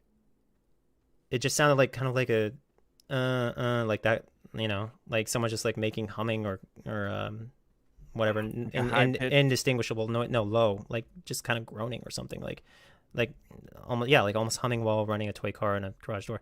Anyway, so I walk outside, and the Ring footage catches my reaction, which is horrible to watch. I had to show the detective it, and I'm looking at it, and I'm like, I don't know what I'm looking at. I really my brain cannot comprehend it, because I'm looking at something on the ground, and it's kind of like, just like, it doesn't look like an animal. It looks, because there's covered in debris or whatever from the driveway, like the grass and stuff surrounding it. And I can't figure it out. And then it clicks in my mind after, it probably was a matter of seconds, but everything slowed down when I was looking at it because it was such a strange moment. And then I scream, call an ambulance. And then I'm running over and I'm panicking as I'm seeing this happen. Sorry. And so, like, it's fucking horrible to see. And I'm realizing it. And you have your kid who's looking up to the left, and they're frozen in place. And this is what's so fucking weird, is the kid is nowhere near the garage door. Like, they're like a foot or two away. So I'm sitting here going, while I'm screaming, calling ambulance and all that stuff, I'm also thinking, what the fuck was that garage door pinging sound? How does this make any fucking sense that I even heard this happen? What was it? I don't know. I still don't know why I was tipped off, and by, like, what the fuck the sound was that made me go, what is that outside? Oh, you were tipped off, you think? Well, that's, you talk to anybody who's religious, and they're like, that's God, They're like, oh, that's an angel or whatever. But you're sitting here and you don't have an explanation for why you knew. And I don't think they put that in the police report, but I told everybody who fucking asked me that I have no idea how I knew. What was the injury, and has there been a full recovery? Yeah, pretty much full recovery. Okay. I say pretty much because you still have a little limp, as a little limp. Yeah. Well, but they said that everything should heal better than or really, really well. Like, the skull heals in a way that when they're an adult, you can't actually necessarily see that anything ever happened in the first place, because of how efficient the skull is at healing at a young age. There was a girl who got injured. She was 7 years old at the same time. She fell off of a golf cart. There's some story that my spouse was following online, and she was full cripple, like full incapable and everything. And her brain got swollen. And because her skull didn't crack, in the same way that, happened to our situation, the brain wasn't allowed to expand when it got swollen. And so in our situation, when you have a crack on the brain and or in the skull and your brain can expand, it means that the brain won't essentially kill itself. So you lucked out, right? It was a horribly unfortunate situation, where it's the best of worst situation. So now I have more questions, but let me read through this because people paid me to read these. Is that okay? Okay, sure. Okay. Are you okay? You were crying for a second. Are you all right? Well, it's hard. Only for a brief second. Yeah. It's a fucked up situation, Yeah. Shinchan 256B says, don't invite underage girls to your house. Solved. Just JD says, how old was Sarah when Lainey sent nudes? I think we covered that, but you could. Yeah, that's not a thing. All right. Shinchan 256B says, what kind of degeneracy is going on in this house? Bethica says, this guy is a horrible freak. What the fuck? Shinchan 256B says, one of the weirder kill streams I've heard in a while. Bethica says, this is how Rome fell. Degeneracy. Shinchan again says, they love that word. Shinchan again says, kill stream, the only place to hear about Onision's dick size. I don't know if that's the only place, but then Shinchan says, did you really go to SERE school? Did you pass? That's actually been asked. I like that. I like that question. That's fun. I flunked out because I couldn't kill a rabbit. Let's say like 3 or 4 people sent me that. So Weebworld says she caught him collecting boulders and blackmailed him. That's a reference to our own lore here on the kill stream. Rando number 9 says, stop creeping on underage chicks, dude. BG White says Corinne and Onision would make a perfect couple. I don't know if you know Corinne, but we're very familiar with her. Rando number 9 says get Ricada on. Shinchan says this shit reminds me of the old kill stream, YouTube kill stream. Yeah, before we were banned from YouTube. Shinchan says, yes, Shinchan says you never know what you're gonna get on the kill stream. True. I'll ask him that other question later. That's the question that they always ask of the guests. Let's see. Scrublord Man says tits or ass. Who, me? Yeah. Ass. Very tentative ass there, but it got in there. Archer says beating your wife is illegal in Russia. So Nurak says, can we get rid of stickers for a bit? Nah, because people will get mad if we get rid of stickers. Shinchan says this guy sounds like Destiny. Shinchan then says Ralph, we need Zidane on the case. The Bhutanese butcher will correct this entire saga and pay him. Let's see. Zernbog 2720 subscribe for a month. Nicholas Diorio says the greatest crossover of all time. Unruh with the diamond. Then Diorio says it's not taking a virginity if you're palming the cock. And then some more diamonds from Diorio. Strifecast says tits or ass. He took the third option, cock. No, he didn't. He actually took ass. Now let me read these. That's close enough. It might as well be cock. Also, I put a link in the chat, and I do want to get your response on this, and we have some questions. I'm going to lightning round the questions after this, but there is a link that I posted in the Hangout chat that I wanted to get your response to. It is one of the more preposterous things that I've heard in a while, but I talked about that on Twitter. But Cynical says, ask Onision why he stopped being friends with Vincent Sear over saying he didn't vote for Hillary in 2016. It was because he was one of the... that's why I like non-disclosure agreements, because we could have resolved that friendship had we had one. But the problem is that we essentially lost our friendship over the fucking 2016 election because it started out with a little dispute over who voted for who, and he voted independent, as I understand, which is fucking retarded. But yeah, he that escalated because he was with this girl named Dasha, and this girl named Dasha is the one he allegedly hit. But she was an anti-O, so he kind of basically smoked the crack that she was making and went full-blown anti-O himself once we had a falling out over the election. So you'll tolerate pretty much anything, just not wasting a vote. Is that right?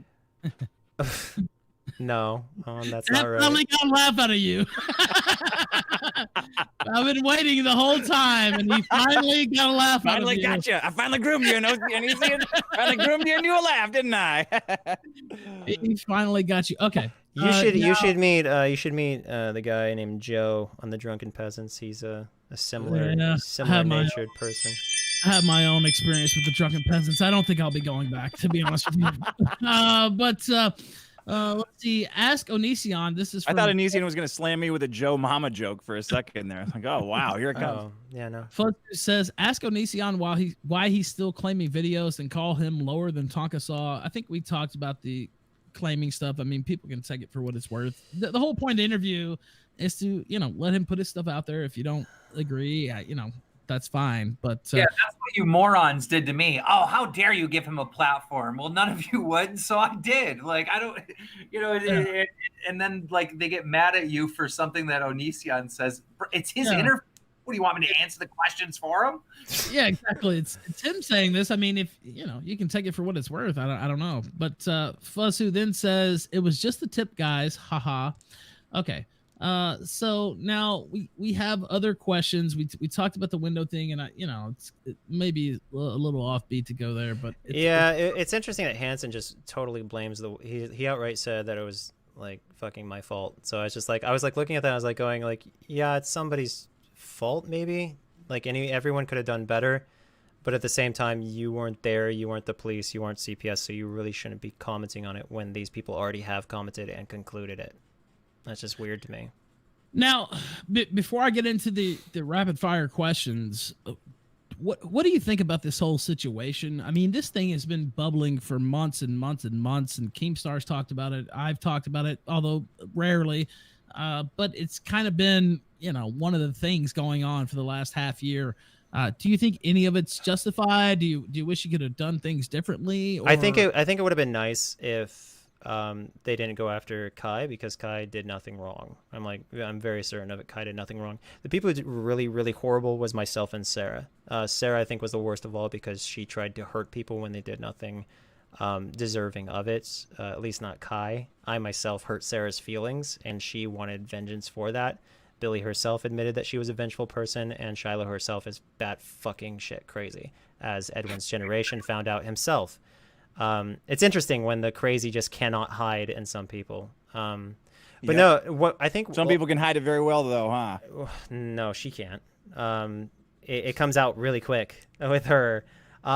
You need to know her for a day, and your life starts getting real fucking crazy when she's in it. Like for instance, when she said she was gonna kill herself and make it look like I did it, my mom and my aunts were on the phone, and they were sadistically laughing at her, and I was kind of like weirded out by that, but at the same time, I kind of get it now because it was such a retarded situation. But no, ultimately what I've learned from this is that when you confront the monster, i.e. Hansen, the person chasing you, they're just smoke.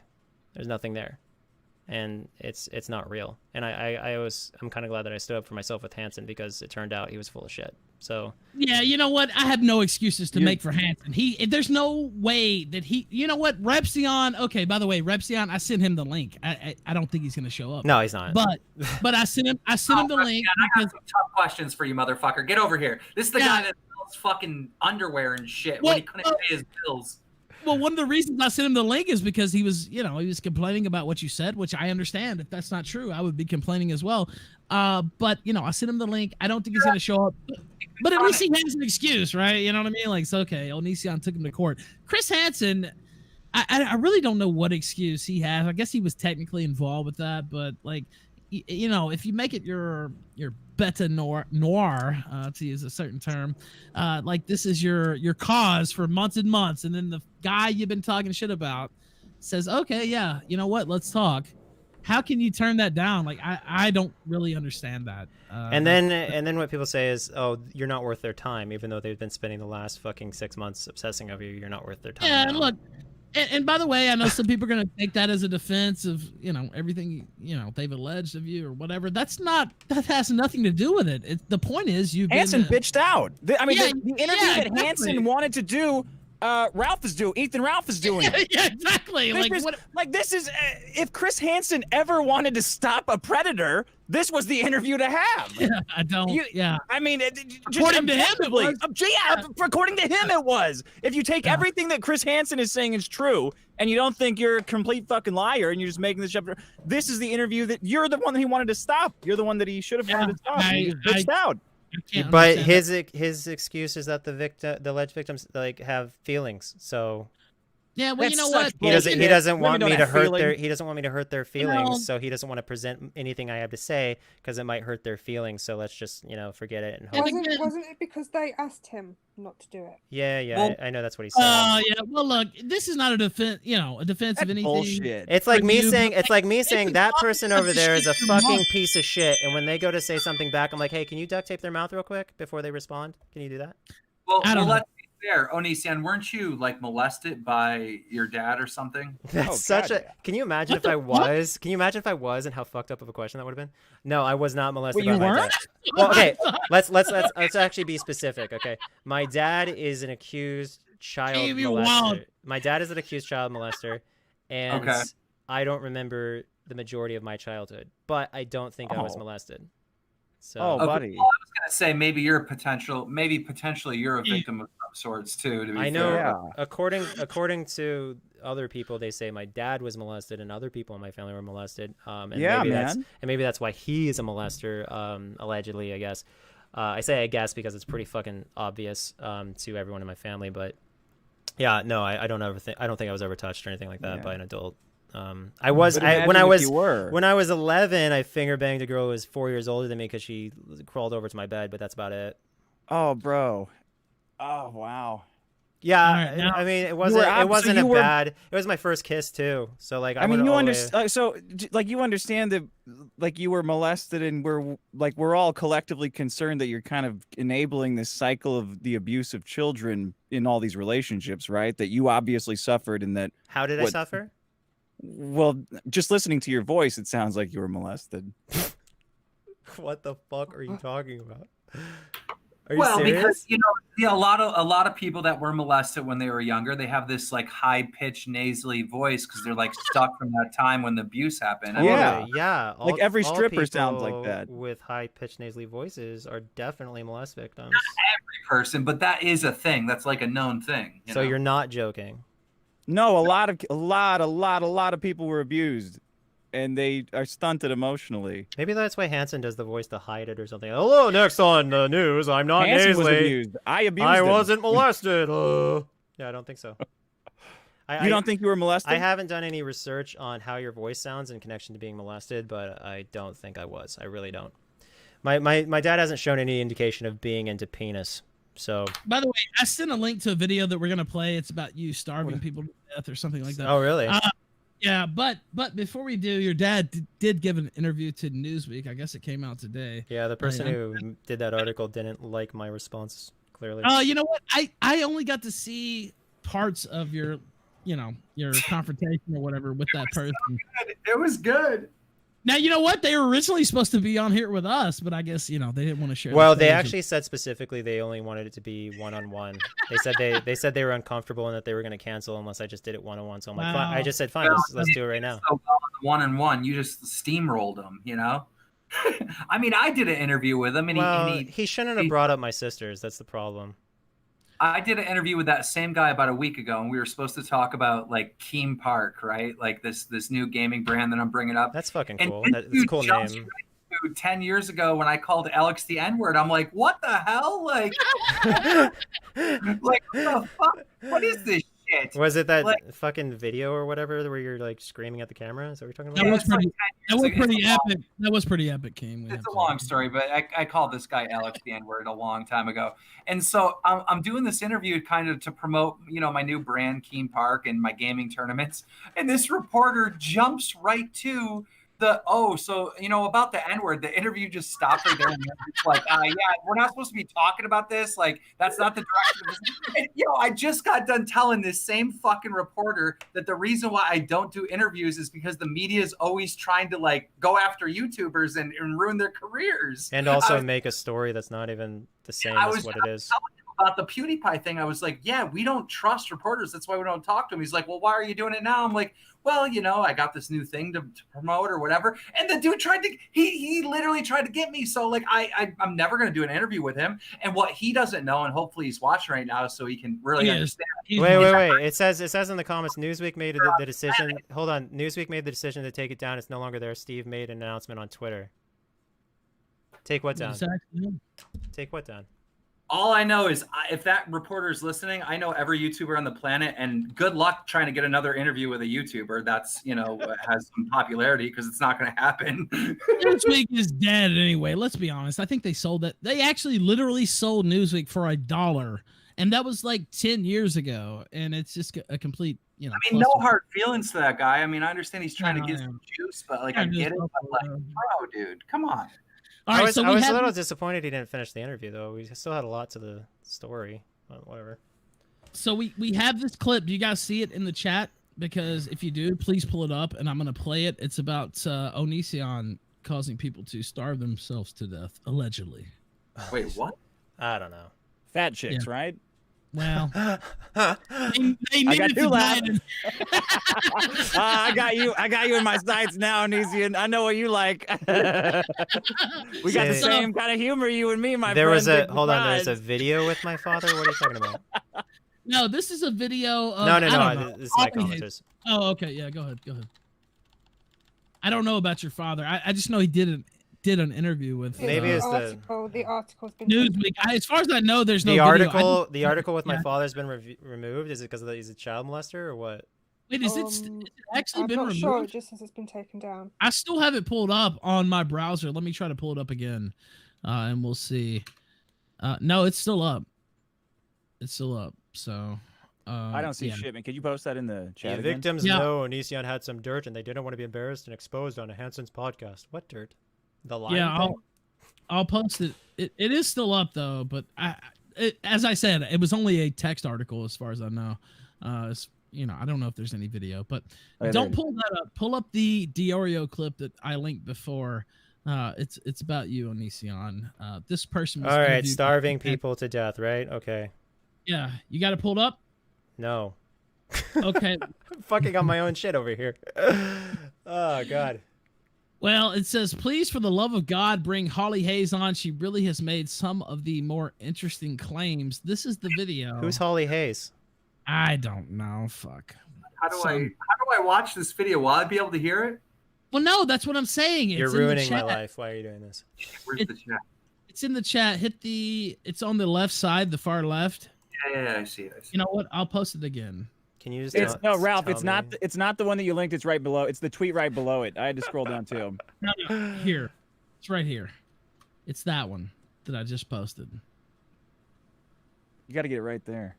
I said hi in the chat, but I don't see any other messages. What the? You know what, Keem? I'll just message it to you. Yeah, damn it. Yeah, how about that? All right, I'm looking at your feed now.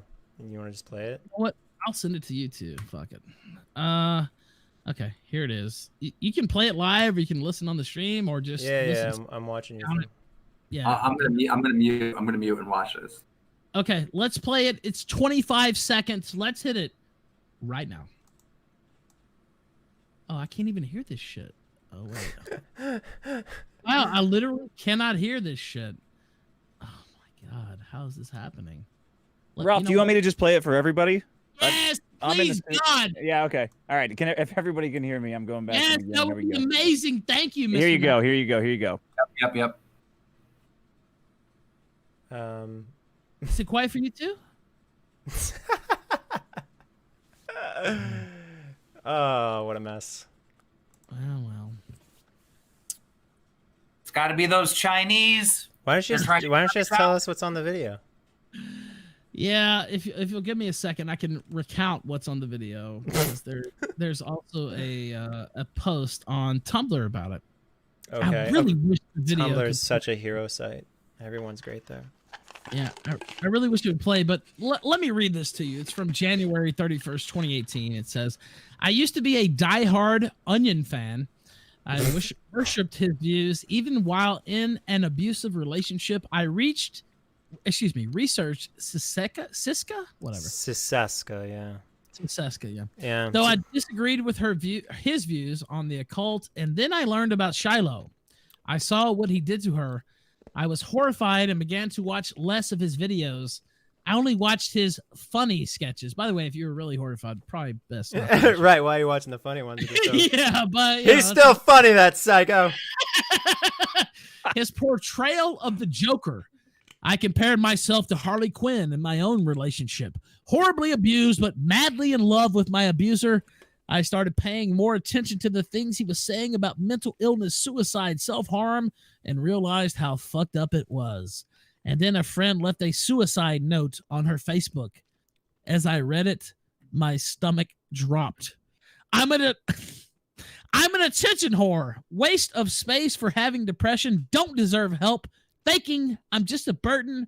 Cutting is just hurting everyone else. I knew where I had heard those things before.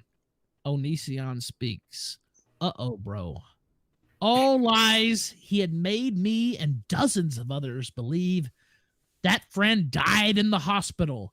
She overdosed on pills and had inch-deep cuts on her legs. I sent Onision's Facebook page a frantic message telling him what had happened. I was furious and hurting. He never responded. He killed my friend and couldn't even say anything. I hate him. I will hate him forever. Okay, come on, bro. You can't put that on. So come on. Like what? What is this? So here's at Lester Blurry on Twitter. You saved my life when I was depressed. You made me stop cutting. Here's another person, lubed_waffle. Onision saved my life. Watching his videos made me realize there's someone more cancerous than myself who continues to live. It's pretty good. Lubed waffle? That's pretty good. So what Onision's trying to say is results may vary. Onision, you saved my life 2 years ago. I'm getting hate for caring about what you say. Thanks. Love you so much. You changed my life. What about that fat chick that starved herself to death, though? Just go to Twitter and type in, literally, go to Twitter and type in Onision saved my life. And you see a lot of people saying that they're glad that a piece of shit exists to make themselves feel better, or that I actually saved them through my advice or whatever. So what I'm saying is like, you can't take one person's story serious and ignore all the other ones, and you can't just ignore the serious one or whatever. You can't just like pick and choose who you want to believe or whatever. You just basically go, okay, people have opinions, and until they're proven, then that's that. They're just opinions, or you know. By the way, I have this video playing, but it's so low. No, you haven't muted. I think you haven't muted. No. Yeah, well, it's not playing on Chrome for some reason, but I have it pulled up in Brave, and it's actually playing, but it's really low. Let me see. I'll look at the volume mixer. Maybe I can turn it up a little bit. But it's really low. But the only way I can hear it is if we all like don't talk. Yeah, I was going to say, don't talk. Oh my God. We'll lose that one to history then. All right, hey, what is that link? Did you post it to the Google Hangout, maybe? Yeah, I did. All right, I'm going to check that right now. Okay. Yeah, I mean, it's been out there. Actually, I laughed at it a couple weeks ago because it's fairly absurd. But, okay, so I'm going to play it for my audience. Yeah. Is it the Hanson one? No, it's the Oreo. I just linked it again, by the way, in the Hangout. No, yeah, Hanson's in it. Though, yeah. It's from Hanson. Yeah, exactly. All right, so I'm gonna blow it up and I'm gonna play it. You guys will probably get a delay. No, tell me, and by the way, I'm gonna play it when you play it. Just let us know. Okay, and 5, 4, 3, 2, 1, play. On the more severe side, I have literally had people starve themselves to death because of Onision and his rhetoric on YouTube. Now, when you say starve yourself to death, people didn't actually die. No, they died. You have cases where somebody died in relation to starvation. Yep. I don't believe that. They starved themselves to death. To death. Yeah, to death. Can you imagine, you know, they're bringing like, you know, very, very skinny, on the verge of death person to the hospital. And the nurse says to the doctor, we got a couple more Onision cases. You notice how she looked up and to the right when she answered? She should be looking back into the truth about I shouldn't say that. What is looking up to the right? Eye direction, number studies, direction eyes to lies. Now, Typically, when people look up to the right, they are lying.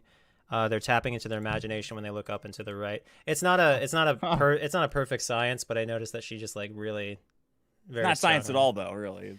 Yeah, it's just like statistics. So it's not science. It's just like this is the science of internet drama, though. Let's be real, right? Like this mob forms, right? And everyone's out to get someone, in this case, Onision, right? And there's a lot of content being made on it, a lot of interviews. You know, whole careers are being made. I mean, literally, I'm sorry, but Repsion, you would be out of a job right now. You would be working a 9 to 5. You wouldn't be a YouTuber if it wasn't for Onision, and that is the truth. Well, that story is kind of heartwarming in the sense that he had actually given up, it seemed, on being a YouTuber, and he was in school for welding, and then he decided to hit me up with drama again. I think it was the wetlands bullshit.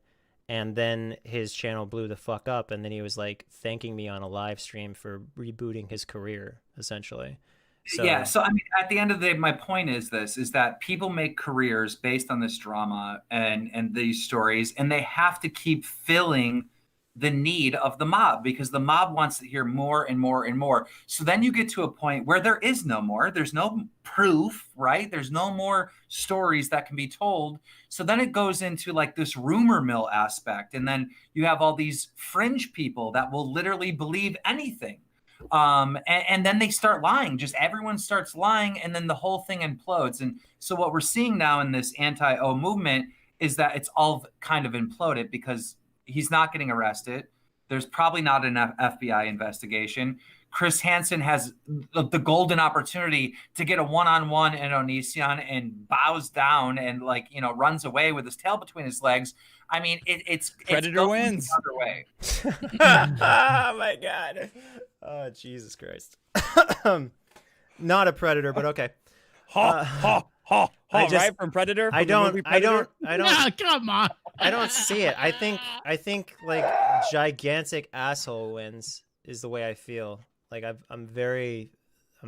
was very mean to a lot of people, and as a result, they really wanted to hurt me. And in the end, their shining knight fucking flopped on his face. So yeah, whatever. All right, so we have more. First off, we already played the Diorio video, so I'm looking through. We have more questions. Also, there's another thing that I pasted in the commentary there. They're saying basically trying to catch you out on something. We'll play that in a moment too. That's fun. Let me look through these questions. Is he gay now if he's with Lainey? Kai is what this person said. Yeah, I'm 2020 gay, technically. All right. I'm not like 1990 gay. I'm like 2020 gay, apparently. Is he really a banana? That was the next question. Yeah, sure.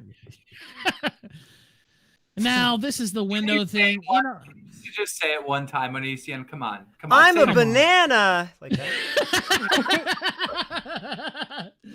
Now, this is about the window. Look, I'm not gonna. We talked about the thing like that. Actually, makes me uncomfortable talking about. Yeah. You know what? Yeah, Keem knows. I'm not actually a parent, but it still makes me uncomfortable. The only reason I brought it up is because Yeah, is that about the filming?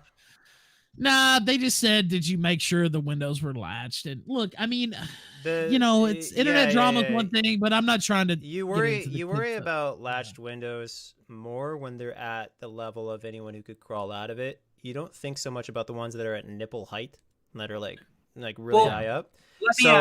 So we learned a horrible lesson. That's what I'm saying. What did you say about the filming of it, Onision? Right. So I got to cover the filming real quick. This is why the investigators didn't give a shit about it, really. You know how people take a photo before they move someone's body? That's what I did. I took a panoramic video of the window down to where she was laying to make sure that everyone would know exactly how the impact happened, in case it would help them in the emergency room or something like that. So when they asked me, I was like, yeah, I did that because I thought that someone might need that later before they actually moved the body. So now some people have criticized you because they said, well, why is he filming? Why did you do that? It wasn't filming in that context. Well, it was essentially taking a scene photo. So if the doctor needed it, they could have it. If the detective needed it, they could have it. They would know exactly how everything was like it's really important to know how the child fell. So like if someone were to say absolutely no one, they've never heard of anyone doing that before ever, what would you say to them?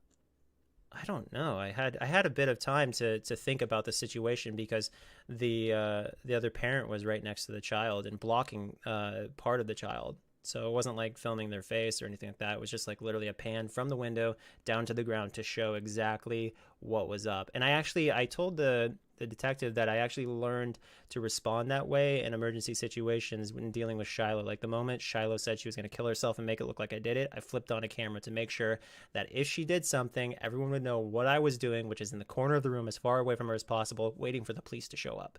Because I was on the phone filming myself while talking to the police and while also filming her to make sure that wherever she was in the house, I could show later on that she did not get murdered by me as she attempted to, say she was going to frame me or whatever. So I had that traumatic experience, and then I had this happen later on, and I'm like, dude, when people are on their way and stuff, you need to make sure that they have all the information they can have to make sure that they have full assessment of what happened.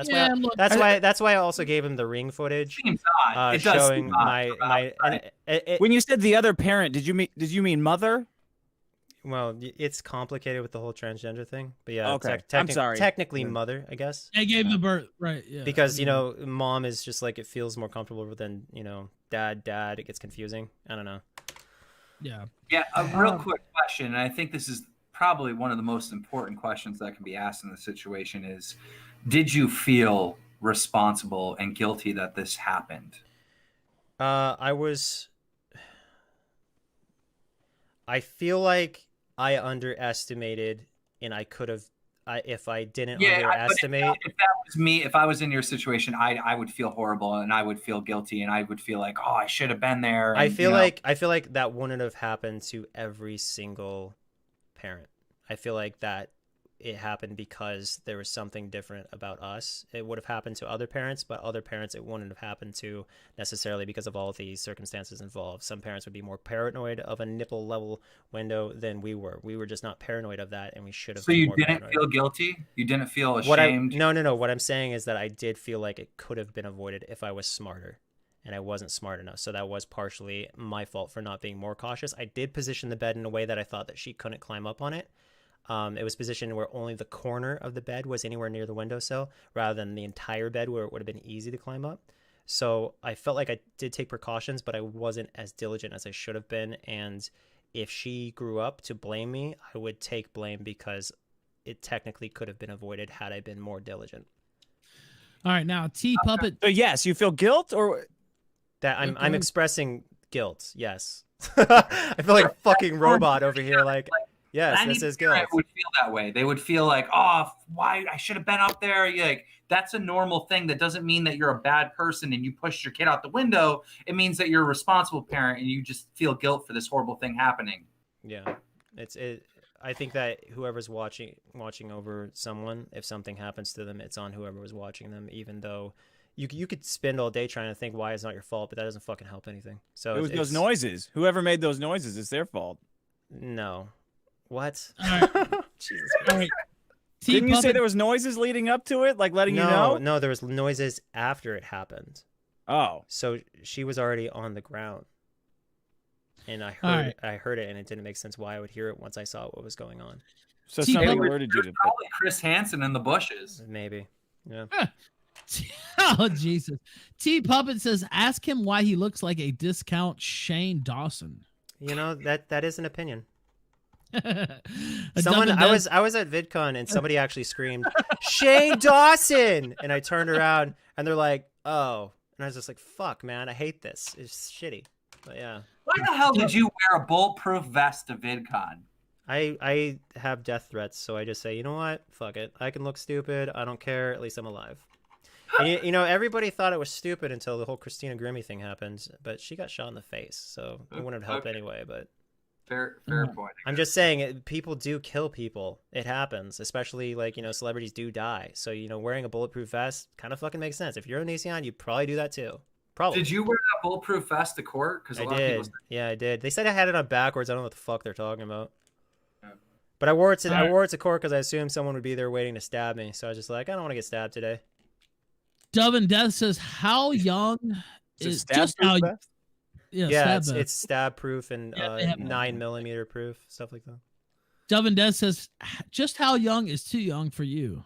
Talking to you. 25. If you're under 25 at this point, you're too young for me. This person says, no questions, just say, keep doing what you're doing, King. That's what they said. Let's see. Are you now or have you ever been a member of the Communist Party of the United States? That was I didn't know that existed, but I'll look it up. Let's see. What's your plan when this whole drama blows over? Does he want to still make content? Porn. Or does he... Okay. Fair enough. Yeah, I'm doing porn now. I mean, not like me, but I'm doing CGI porn. It's pretty fun. All right. Let's see. Mary says, my questions are, why did he keep making videos of Eugenia Cooney even after she emailed him to stop doing so? And then 2, how come he never responded to his moderators running his forums, even when they told him they were undesirables roaming around such forums? It was their job to fucking ban them. I don't know what you're talking about.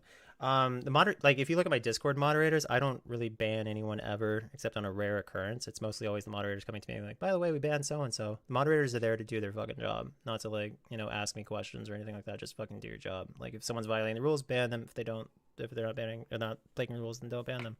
What was the question before that? It was about Eugenia Cooney. Right. I kept making videos about Eugenia Cooney because they were positive. And I kept saying that over and over, but these fucking anti-IO retards just do not hear anything I say. If someone says, hey, stop, like for instance, if I said, Repsian, stop making videos about me, and he turns around and he says, this is why I love Onision, then I wouldn't say stop making videos about me now, because he's saying videos about why he loves me, okay? I was making really positive videos about Eugenia from that point on when she said, I don't want to make negative videos or whatever.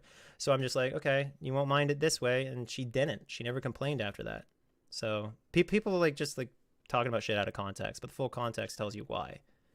All right, next question says, does he think he could ever be alone? I wonder if the desire to control is rooted in abandonment.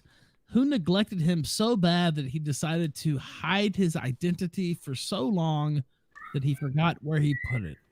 What's my identity? What do you mean? I don't know. I mean, they're asking you. But the answer is sex dolls. I'm going to try sex dolls if I ever have to be single again. I'll just be with those dolls and invent personalities because people fucking... Nope. None of that. Kona says, why is he such a weirdo, and why the hell is Chris Hansen asking him to take a seat? You don't know? I'm weird because, you know, that's how some people wind up. There's no real explaining it. You know, you just have my mom's They're weird. molested. That's what happens. My mom's weird. My mom has a weird personality, so that might explain it actually a bit. Why does Chris Hansen want to talk to me? He doesn't want to talk to me. He's scared to talk to me apparently. And he keeps saying psycho brat like it's like the new fetch, you know, like it's the new thing. I don't know what the fuck that's about. I got a question, Onision. Why don't you go to Chris Hansen's door and knock on it? Oh my god, because I'll be arrested. Jesus Christ. You can't get arrested for knocking on someone's door. If he has no trespassing signs, you can. And if I have a bad history with him, and if I know I'm not invited, yeah. I mean, he did it to your door. Yeah, but he had a fucking attorney with them, and they're all old geezers, so they look a little bit more responsible. If it was like some sketchy looking motherfucker, this is where like white privilege comes in handy. You know, I'm an old white man, I can't do anything wrong. So a cop shows up, he's like, he's an old white man, he can't do anything wrong, and so he doesn't get arrested. But if it was someone who looks sketchy to a police officer, and I said they were trespassing and stuff, I'm very certain they would definitely go to jail, just because 50-foot rule. No trespassing signs. I had 3. Hansen filmed himself walking past no trespassing signs, ignoring them. So, yeah, he could have been arrested. Now, this is allegedly from your biological father. A question from my biological father? Well, I mean, somebody else submitted it. I don't know if it was actually okay, from him. yeah. And this is a quote from him. He was listening to his music and had it up very, very loud, even though he said he's listening to his headphones. Randy said, I said, Greg, please turn your music down, and he wouldn't do it. So I pulled off on the exit. I stopped, turned around and said, Greg, turn your music down. It's way too loud. And that's when he went off. He started screaming and was just going to bolt. He was going to leave. And so I turned around, unbuckled my seatbelt, and tried to reach and grab his shoulders to keep him from leaving. Debbie was trying to untie his shoes, and he was kicking at me, broke my glasses, and bloodied my nose. Okay. I have, again, obviously. And he also said I was 17 at the time. I wasn't there. I don't know what happened. Yeah, I went through this in the last interview before the guy to fucking rage quitter. Well, it was a Newsweek. That's where it originally came out, was Newsweek. No. I'm saying I just had an interview with the guy who wrote that article. Yeah. And exactly. I explained it to him. I'll explain it again. I can do it off memory because that's how memory works. Yeah, go ahead. I called his wife a fucking bitch for being a cock blocker. I was about to have sex with my girlfriend that weekend, and she decided to have an impromptu trip to Tennessee. He didn't say, turn off your music, and then say it again, and then pull over and all that shit. What happened was he said, turn off your music. I flipped him off. And then he said, what's your problem? Pulled down my headphones, and I said, your wife's a fucking bitch who decides to do an impromptu vacation to Tennessee when I wanted to be with my girlfriend this weekend. So he drives off to a gas station, pulls over, leaps at me to choke me, and he's just choking me. I don't know what the fuck his plan is. He's probably seeing red. And then I say, get off me, chokingly, because it's hard to speak when someone's on your throat or your windpipe. And he doesn't, and I say, do it, dude, fucking get off me, and he wouldn't. So I decided to put up my combat boot and stomp him about 10 to 15 times. And he said I almost broke his collarbone later on, and his eye was half red because I guess I broke blood vessel in his eye or something like that. But then this is the part of by this part in the story, the Newsweek journalist had already rage quit my stream. But Debbie got out and tried to undo my shoes because I just beat the shit out of her husband. Her husband kind of wobbles out, comes to the back, and re-chokes me. Except this time he's not pushing as hard, probably because he has blood in his face and he can't even. He's probably not even coherent as well. True. So he's bleeding on me, and I say, at this point I'd say I love you, Satan, but I don't believe in Satan, and that's because he's a preacher, a pastor, and I wanted to piss him off. So that's why I said that, and he's like, well, that's good, Greg. This fucking weird exchange of talking. I felt stupid saying that, and it felt awkward. And so then he goes back, and I assume he tried to wipe off the blood on his face, which was gushing at this point, and that's when I fucking sprint off. And I was actually wiggling my foot so Debbie couldn't fucking take my shoe off. But I had this really strong urge to not do anything to her, so I just wanted to wiggle my foot to avoid her. I didn't want to fucking kick the bitch away or anything because she's fragile. You just give her a foot wiggle, stay away from so me? She was trying to untie my shoes. She could have just grabbed the heel and pulled, but she just was trying to untie them, and I double knotted them, so she had no chance. But I just ran off, and then I sat on the curb. She had absolutely no chance to untie these. No, dumb bitch.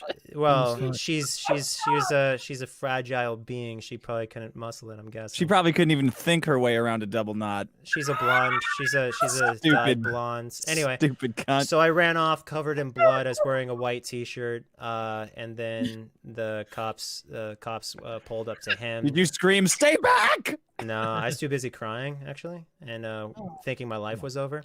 So the cops pull up, and I'm so fucking out of it. Adrenaline or whatever was fucking up my brain. So I just I thought he hit me, and then they just put me in cuffs and took me to juvenile hall. Sat there for a weekend. I was very happy there. I was very happy in isolation. The only problem I had is a guy in line said, "You're fucking pussy" behind me when I was getting a fucking brownie or something. No. So, the other guy thought there was only 6 months in the year because it's redneck Kentucky. And I was trying to explain to him that there's more than 6 months in a year. We were playing cards, and you have these moments that make it impossible not to dislike you, right? You're flexing about she couldn't untie my shoes. I had them in a double knot. It's just the little stuff that you do that I swear makes people just hate your guts. Oh, cool. Well, yeah, and your chat is full of teenage girls praising you right now. I mean, it's obvious to see why people hate you. They're jealous as fuck. That's not true. That's not true. There's not teenage girls praising me. I see none. I mean, well, they got little anime avatars. I don't know. Again, they're probably pedophiles. What? Yeah, I'm just kidding. Now, let me ask you this: are you opposed to taking callers? Sure. You're not, or you're cool with that? I'm cool with it. Okay. All right. I'll send it to my co-host. He will set up the bot, and we will take callers. Hi, this is Repsian. I just want to say, you're a fucking cuckboy. Before we do, though, I have some more questions. I can't even read this Twitter name, but is Mr. Onision still suing or planning to sue Chris Hansen and other YouTubers? Chris Hansen has no net worth. That's the problem. You can't sue him because he will just not pay you, and then you spend all your money on attorney's fees for nothing. Yeah. That is true. Chris Hansen doesn't have any money. You can't fucking sue Chris Hansen. So he's just sitting here going, hey, I can say whatever I want. And it's just fuck you, dude. Shitty as fuck. That's why you need rich, for instance, fucking Philip DeFranco was very careful when he talked about me because that motherfucker has money. So he was talking to his attorneys or whatever. What can I say? What can I say? He said it in his fucking video. So that's the difference between Chris Hansen and Philip DeFranco. Philip DeFranco is actually worth something. All right, now I see another question from Mark Tosis says, your husband Kai sees herself as a man, himself, whatever. Oh, okay, this is just transphobic, right? Yeah. This is another, I'm calling you Bruce Jenner, not Caitlyn. It's you can take it for what it's worth, but you've had issues in the past with people with body dysphoria, My question is, how does it feel to be in a gay relationship? Is their question. If my husband had a cock, I'd suck it. I really just don't care. None of it matters. Like gender and all that shit. It's not relevant. That's why when people say you're gonna get raped in prison, to me, they say it all the time. I'm just like, I get that, but when in Rome, I'm sucking dick. So I don't know what you're talking about in that regard. All right, we'll try to set up the bot. I've sent the bat signal to my co-host. I think that's what Manson said about prison. Whatever. Whatever. I don't give a shit. I'm Charles Manson. Okay, whatever. Banana Yam says Nicholas DiOrio ruined a shot from the point. Johnson Brown says over the waistband or through the fly. When pissing? I mean, I would go through the fly if I had a fly, but I don't know. It's up to you. Over or under? Over. You go over your weight. You don't put your dick through your fly. Well, me, myself, and Irene taught me better. Jesus.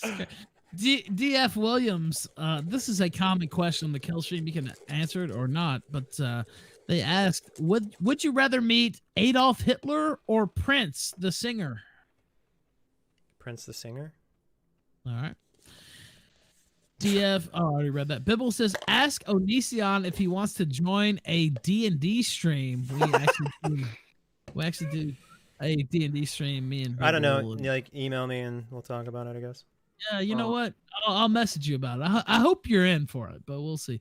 Shin Chan says, don't at Bibble chat. He doesn't like that.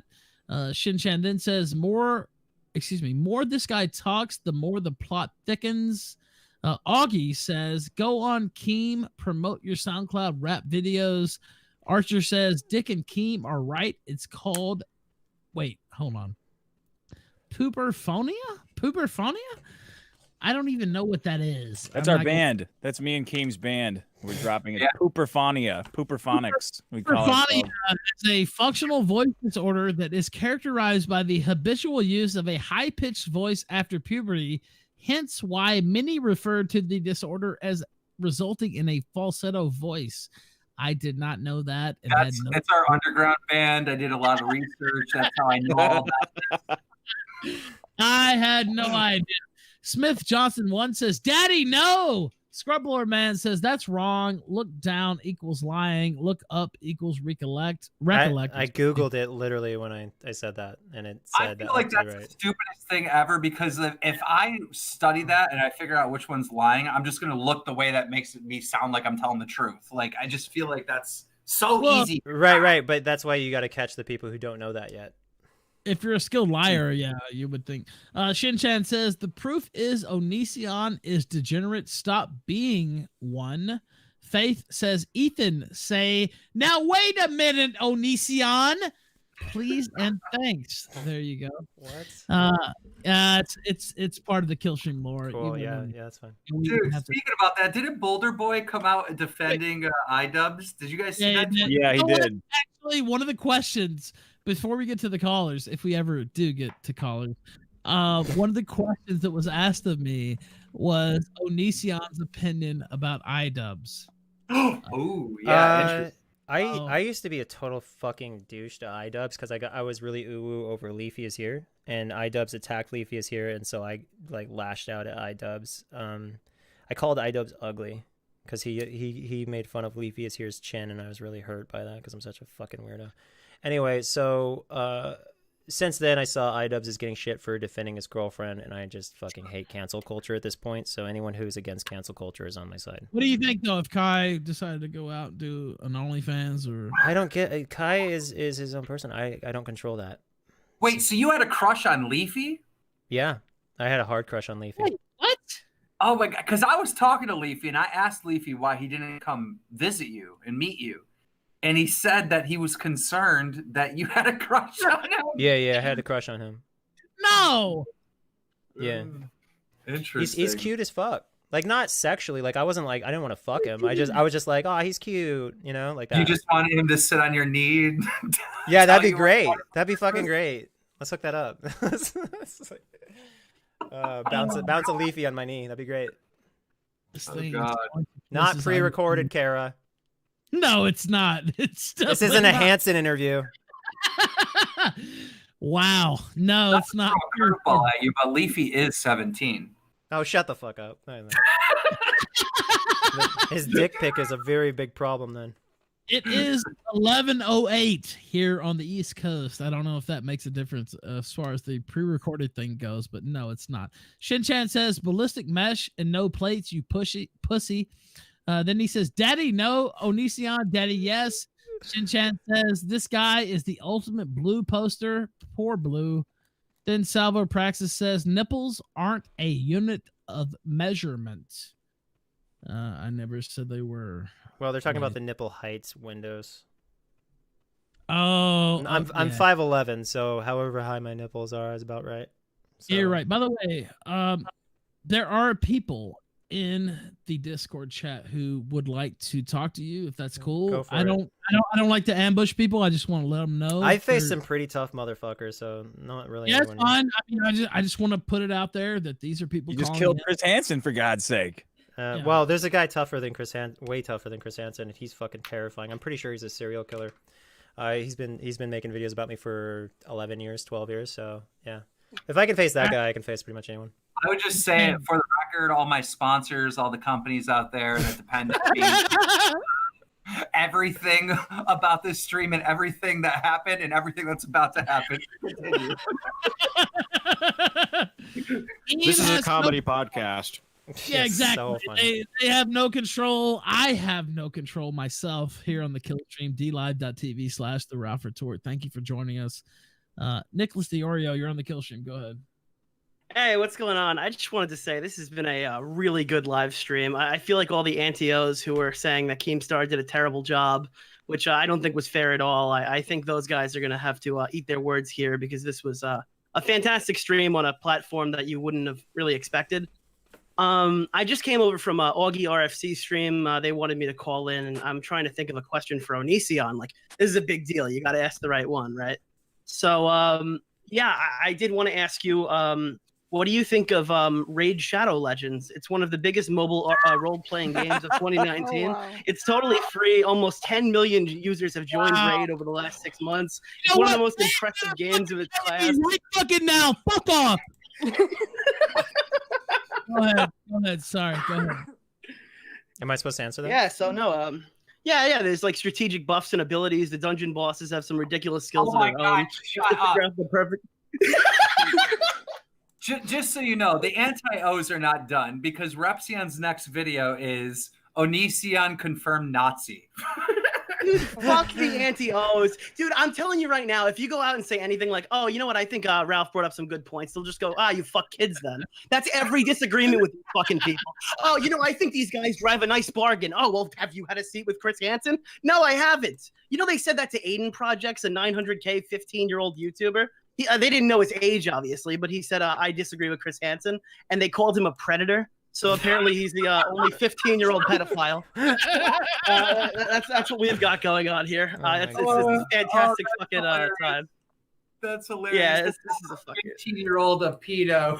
Yeah, dude, Chris Hansen's a fucking joke, okay? Honestly, he started out by bringing on accusers, which was okay, that's one thing. Then it became people who just went to Onision's house. That was okay, that's another thing. Now we're all the way down to people who have 90 followers on Twitter, who get high on Xanax and show up because they have a fucking Tumblr blog where they say Onision's fucking massacred people like Charles Manson. Like, that's where we are right now. That's where this...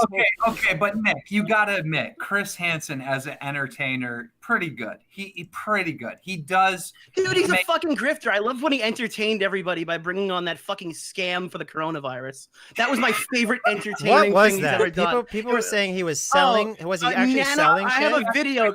I'm making a video on this. I don't want to spoil the whole thing. Being a good entertainer, you can't take that. I respect him for being a grifter. You know what? Chris Hansen is Chris Hansen. Dateline NBC is Dateline NBC. He had teams of fucking specialist people who were hunting down these predators, and he was working with the police department. Dude, you're just working with some guy who looks like he's in his 70s because he's an alcoholic, and now he's running this entire operation by himself. No wonder it's a fucking disaster. No wonder chain of custody is gonna fuck the operation. No wonder this thing has gone right off the fucking rails. Was he actually selling shit though? Like actually selling a Okay, cure? all right. To be fair to Chris Hansen, To be 100% fair to him, you can't buy it. It was for hospitals and stuff like that. But he was obviously paid to do the ad read. This fucking nano vapor biotech. I have a video coming out on this. I don't want to spoil the whole thing. But like the website that he was like linking back to was made the day before the fucking stream. If you looked at their fucking research, it was only 2 pages. They said they did a 70-day trial in a clinic called Private Medical Clinic. The clinic that it was tested in didn't even want to have their fucking name attached to it. It was a disaster. They claimed that if you spray it on your hands, it killed the coronavirus for 24 hours. They claim that if you spray it on a surface, if you spray it on a surface, it'll kill the coronavirus for 70 to 90 days. Apparently, Chris Hansen, Chris Hansen, the fucking TV show host. He had the cure to the coronavirus. Dude, the guy found the way to stop this fucking pandemic. Dude, yeah, look at this. Like, they didn't even tell Trump yet. Look, he looks like a retard on national television. Chris Hansen had it the whole time. What if this shit actually does work and Chris Hansen has saved the world from corona? Well, then, Onision, I guess that means they're going to jail, buddy. Yeah, This guy is the greatest fucking detective. Dude, he made a video on Twitter. He goes, today we're going after a predator called COVID-19. Oh, wow.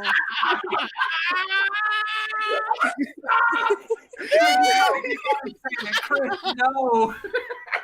Get the fuck out of here, bro. You fucking pussied out of this interview.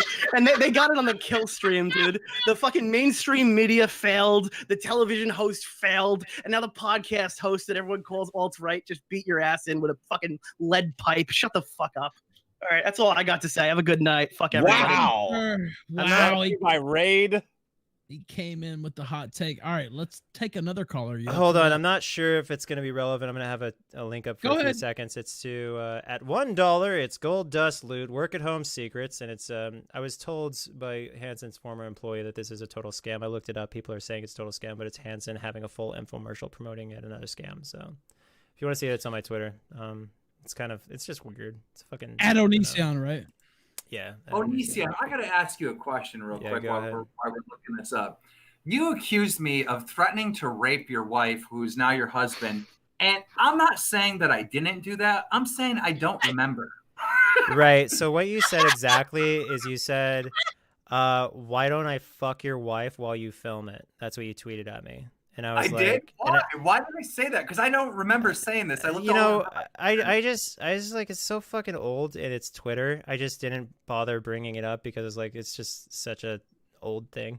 So, but every Keem, time what did you do? Keem, what did you do? I don't know because I don't remember. It's fucking old. It doesn't matter. It's like really old shit.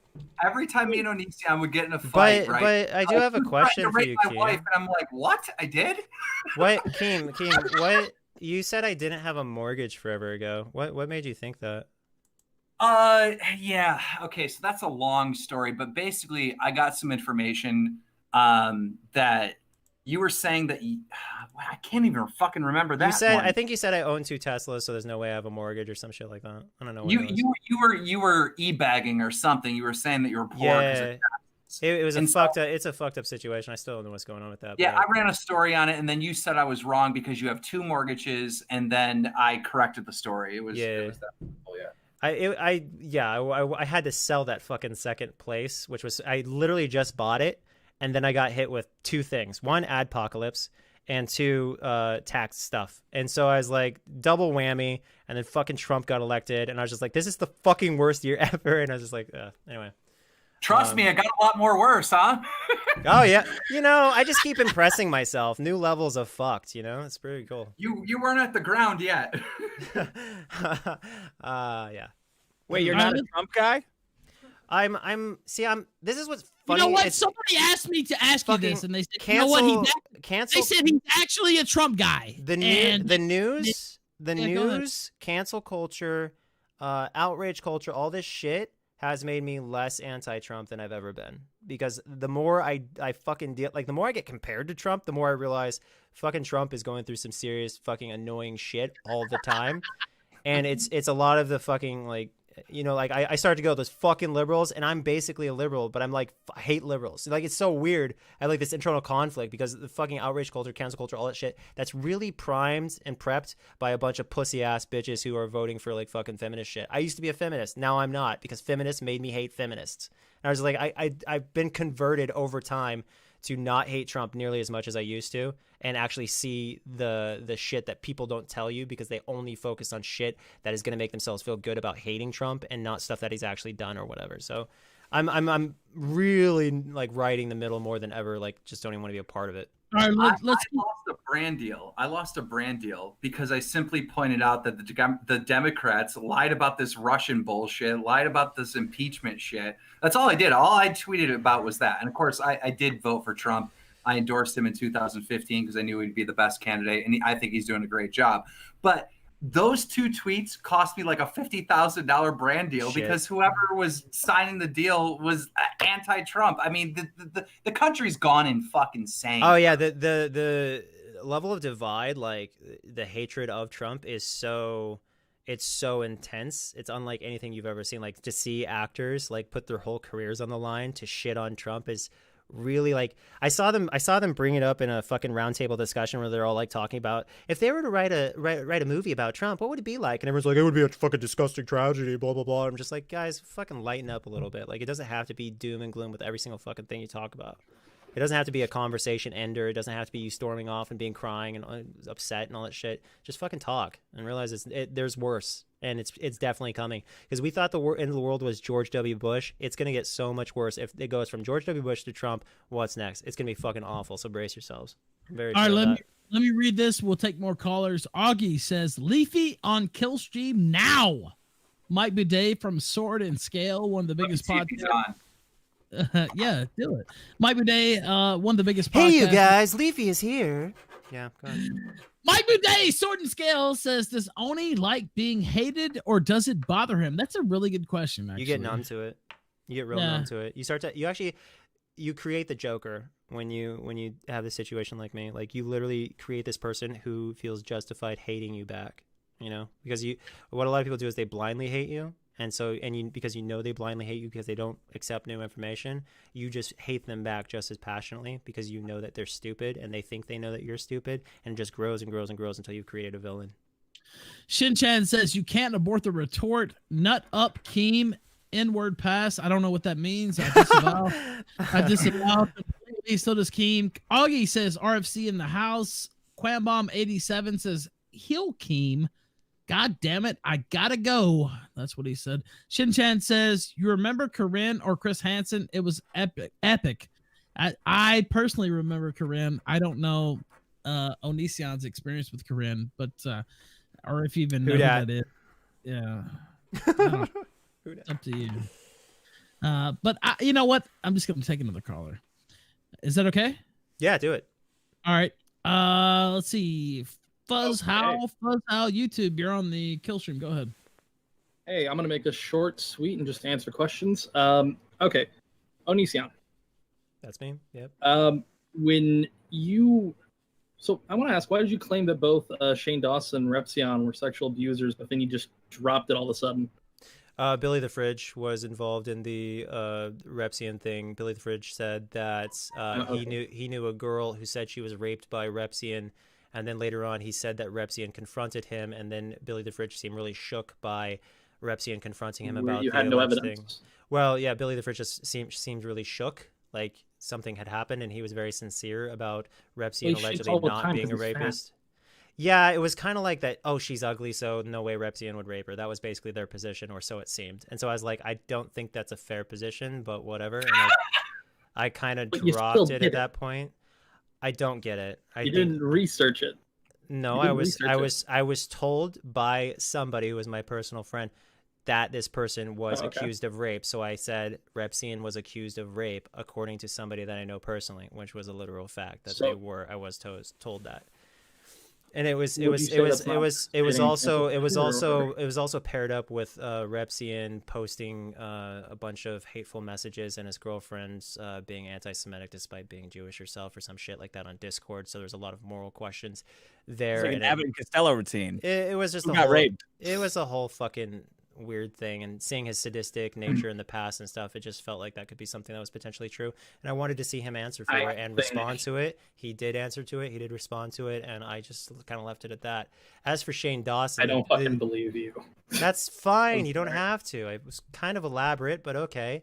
I just think you're disingenuous, but okay, continue. That's fine. I don't need you to fuck me. Anyway, so there's Shane Dawson, and he outright repeatedly said that he thought this 7-year-old or 8-year-old or 9-year-old girl, in a joking context or not a joking context, was SCXY sexy. He was talking about this little girl, repeatedly saying it. His co-host said, "You could go to jail," and he's like, tee hee hee ha ha ha. And Twitter in general just canceled him outright until he made a video where he screams, "I'm not a fucking pedophile" at the camera, and plays a little clip where he's saying, "I'm joking." So that was about one of the many things that came up in this video that was edited out of context that was problematic. You can understand the irony, though, right? The grand irony of that. Life is painfully ironic. I understand the irony. I brought it up on Keemstar's interview. I said, and Keemstar's interview, I said what goes around comes around. When you start pointing fingers at people, people start pointing fingers at you, and that's exactly what happened. Because I do a good interview, god damn it, you anti-Elvis, you fucks. It was elaborate, yeah. Your best interview was Romeo Lacoste. I'll give you that. I'll give you that one. All right. Okay, I got 2 more questions. I'm gonna rapid fire these. So why did you drop the claims on Repzion? That's an interesting one. I don't know why you did that. The court case. Yes. Yeah, I said it in court. I thought he leaked the tape or some shit like that.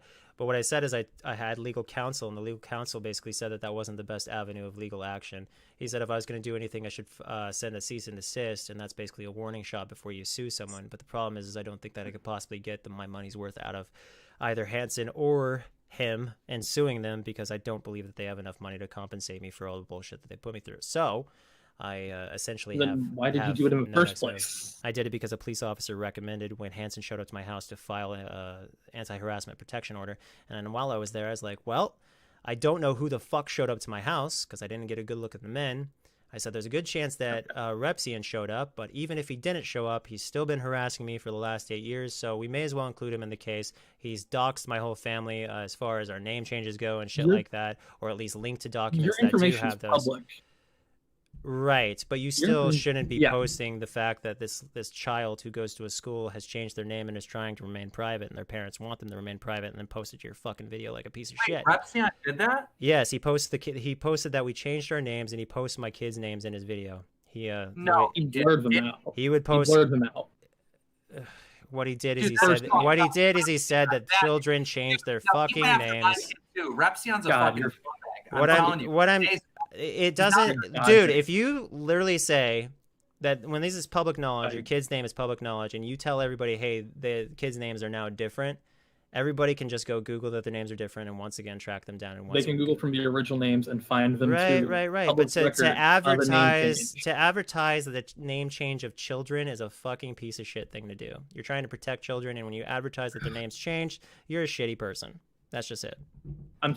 It's public fucking record. Oh my god, it's fucking kids, you dumb fuck.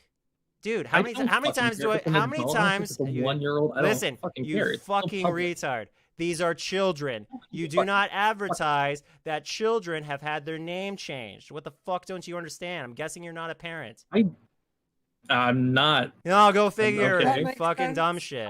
Seriously. That has nothing to do you with need to stop pushing this issue. When kids change their names, you don't advertise that their names were changed.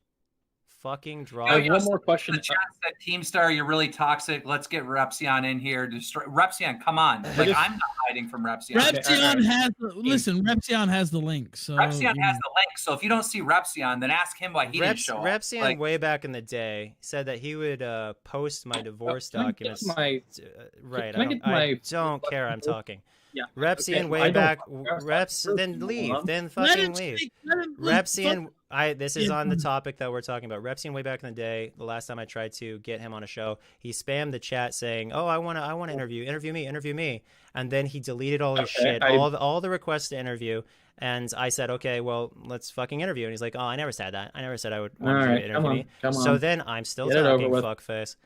I don't fucking care, cunt. Then why are you here, dipshit? Then why are you here?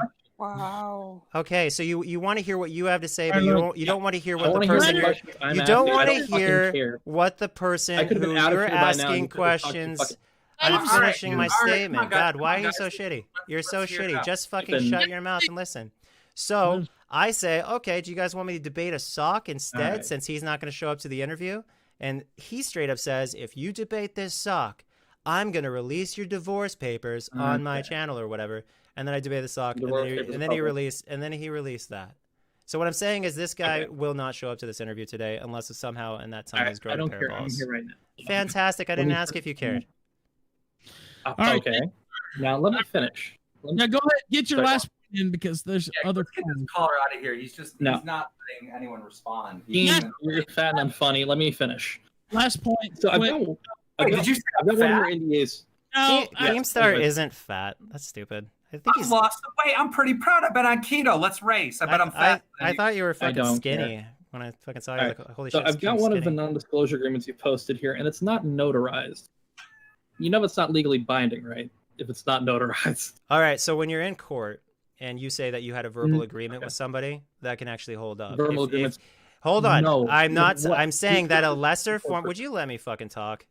Dude, come on, man. You're asking questions and not letting them answer. Come on, man. Like when you have a verbal agreement, when you admit in court that you had a verbal agreement, that can stand. When you have a agreement via those documents, the moment you admit that you actually signed those in court, they stand. That's just how it is. The documents are valid so long as you can prove that the other person actually agreed to it. Agreements are what stand. The reason you haven't notarized is so in court they can't argue that they never signed it and that it wasn't valid. The notary says, yes, it is fucking valid. So in court, all you need is them to confirm that you had a fucking agreement, okay? Mr. Lawyer? All right. I've seen it many times.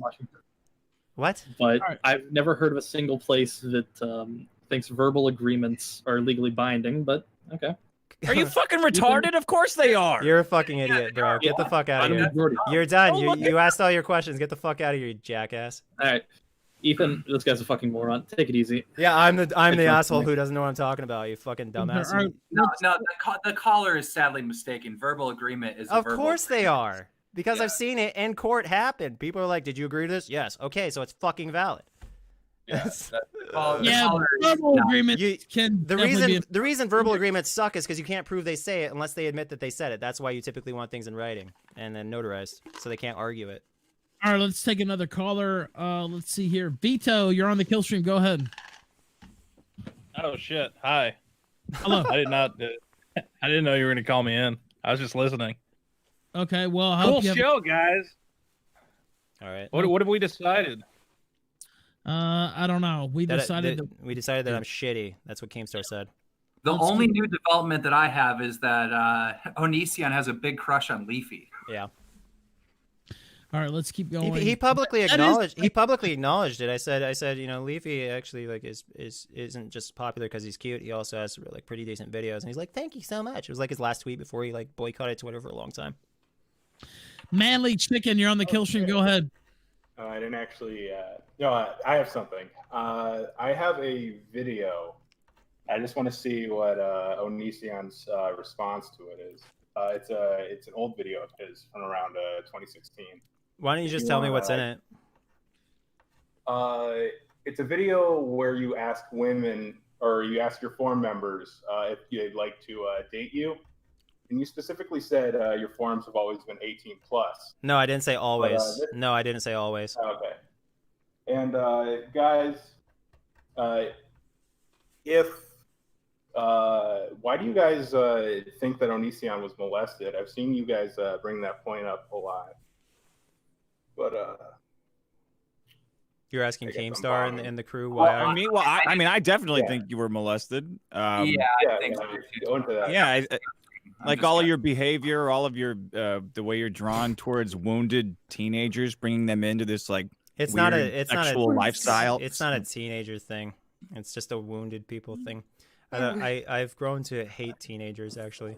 No, I mean I feel bad for you because I do think you were molested. I'm not judging your lifestyle. It just seems like you were molested as a kid. It's like the prison you know. My spouse is concerned and about it would that be as really well. easy for you to not remember because you blocked it out, right? Like, isn't that very Yeah. possible that you blocked the whole thing out? Nobody wants to hear they were molested on the kill stream, but you know. Right. It's been brought up by my spouse as well that it might be a possibility, but I don't remember it and I don't want to remember it. They talk about, you know, getting hypnotized to remember it or some shit. And I just don't want to do that. I'd rather just like not. Just so fuck your way I through don't it. think I have. I just don't think my dad's gay. I don't think he.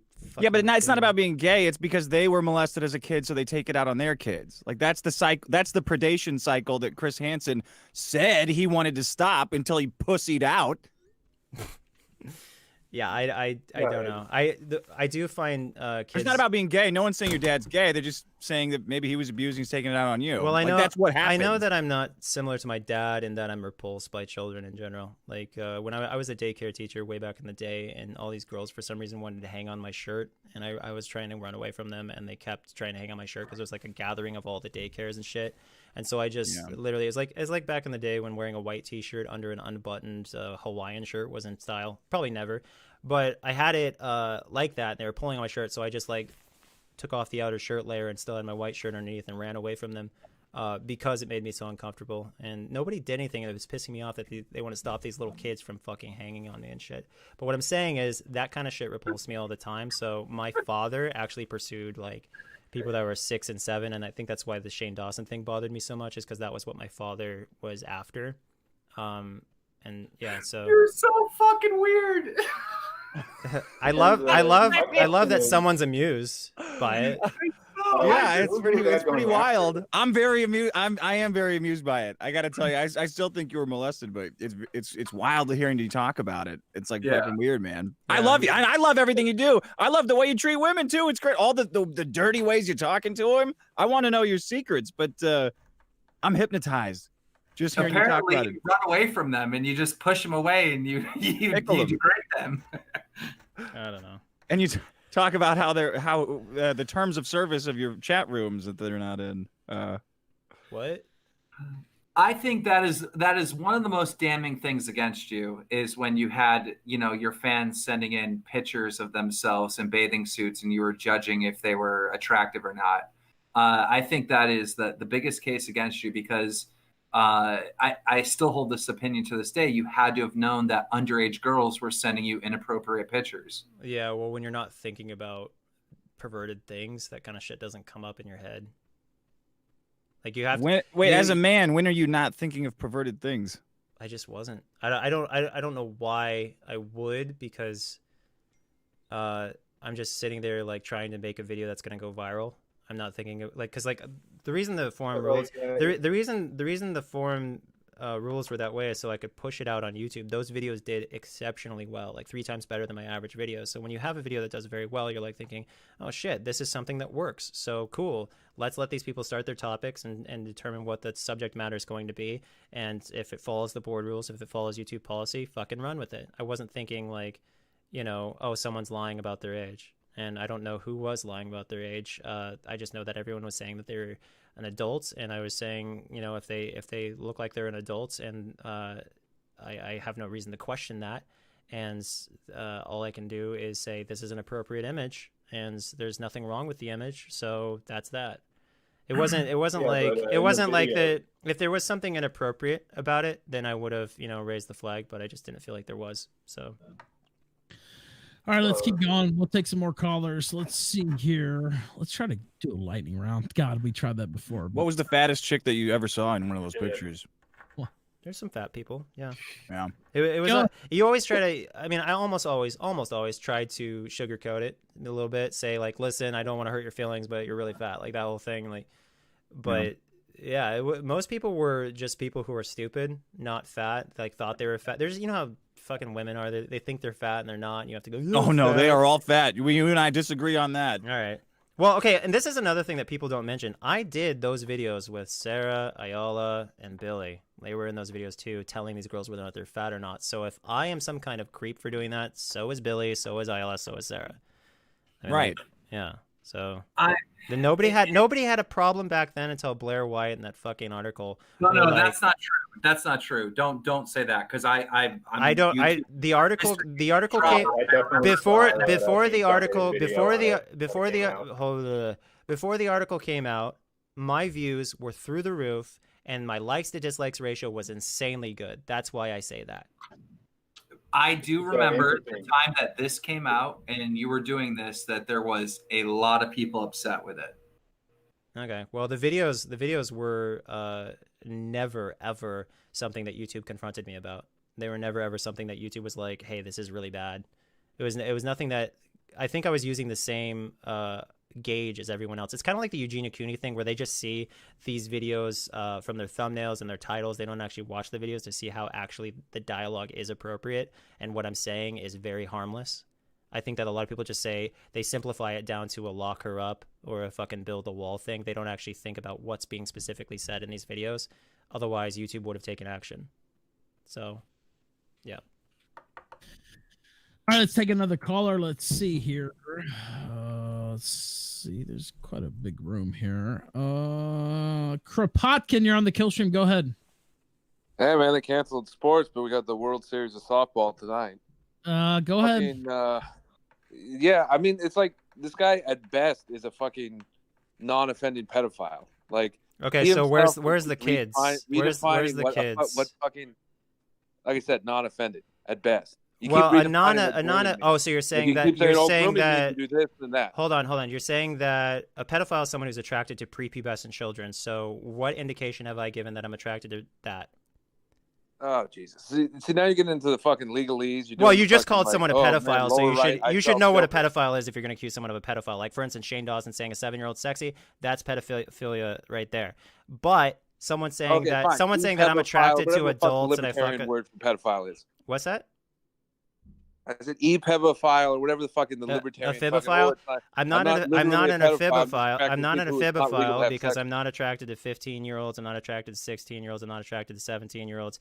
I'm not. You're not attracted to 17-year-olds? No, I'm 34. The last time I actually dated someone who was 17 was when I had a much smaller age gap. So, it's my spouse, the person I'm married to. That's the last time I had any interest in someone who was even that age, and they lied about their age. So what I'm saying is when you say a fibophile, again, it's wrong because I'm not attracted to people like that. I'm attracted to people. You dated a 17-year-old. It doesn't make any fucking sense. You're not attracted to 17-year-olds, bro. 8 years ago. Yeah, you know he's lying. Like, Jesus. You know he's lying because I'm projecting, dumbass. Like, I didn't fucking ask. You came in here and you projected, is what you did. That's what men constantly do. They're so sure that someone else is guilty because they themselves are guilty. I thought that was Dick talking. When me, I thought it was me talking too, Keem.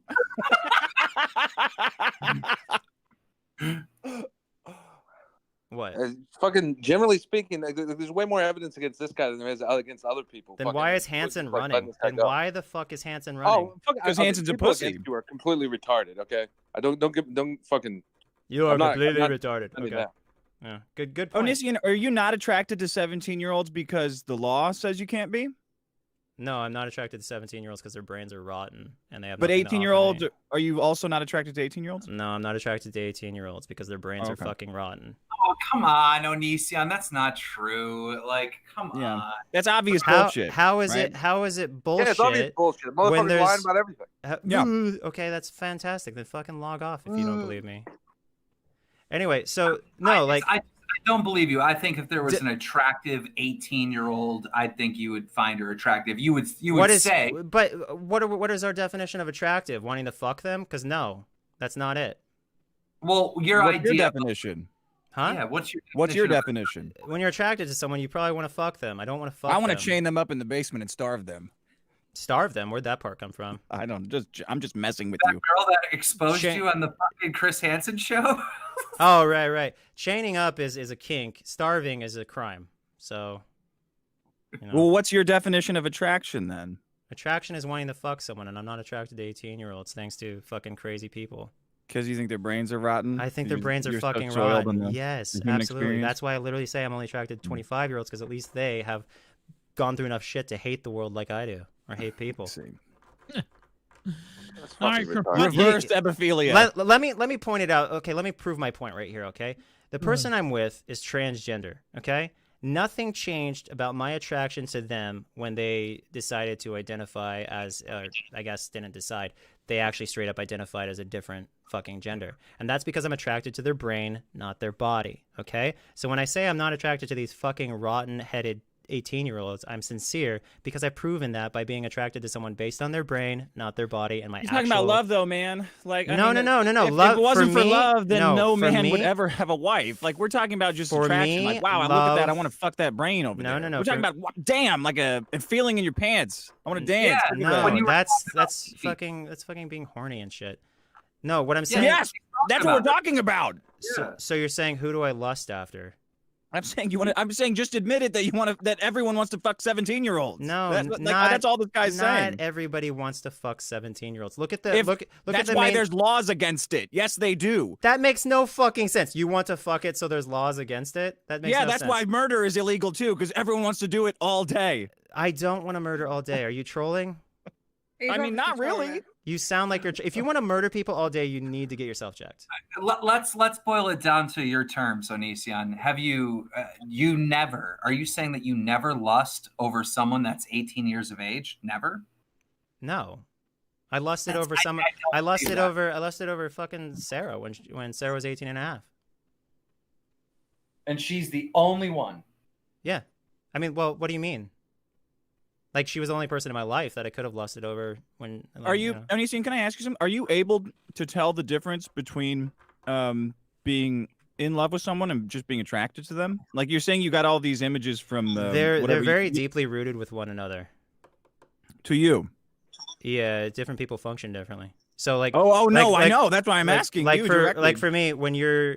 Like, I don't want to fuck someone I don't love. So, love has to exist. Otherwise I feel really shitty. Like, there's this one chick, she's my same age at the time. We were both 26, and she was weirded out because I fucked her slow. She said every guy fucked her fast, just like got it over with and was done. So she was like looking at me weird, why are you fucking me slow? And then I fucked her fast, and then she was bragging about how it hurt to sit down because I fucked her for so long. And then the next day I tried to cuddle with her, and she like wiggled me off and stood up and said I wasn't a man, and I cried, and she left the hotel room. And so then I got up. What? All right, so you guys, it's like monkeys in here. This is the future of country music. What the hell? What I'm saying is that when I get into a relationship, there's a real pussy nature to it. I need to be loved. I need it to be a meaningful, loving relationship. So when you ask, are you attracted? I feel you on that. I understand that. I feel the same way. When you ask me if I'm just outright attracted to an age group, that's not accurate. You have to love somebody.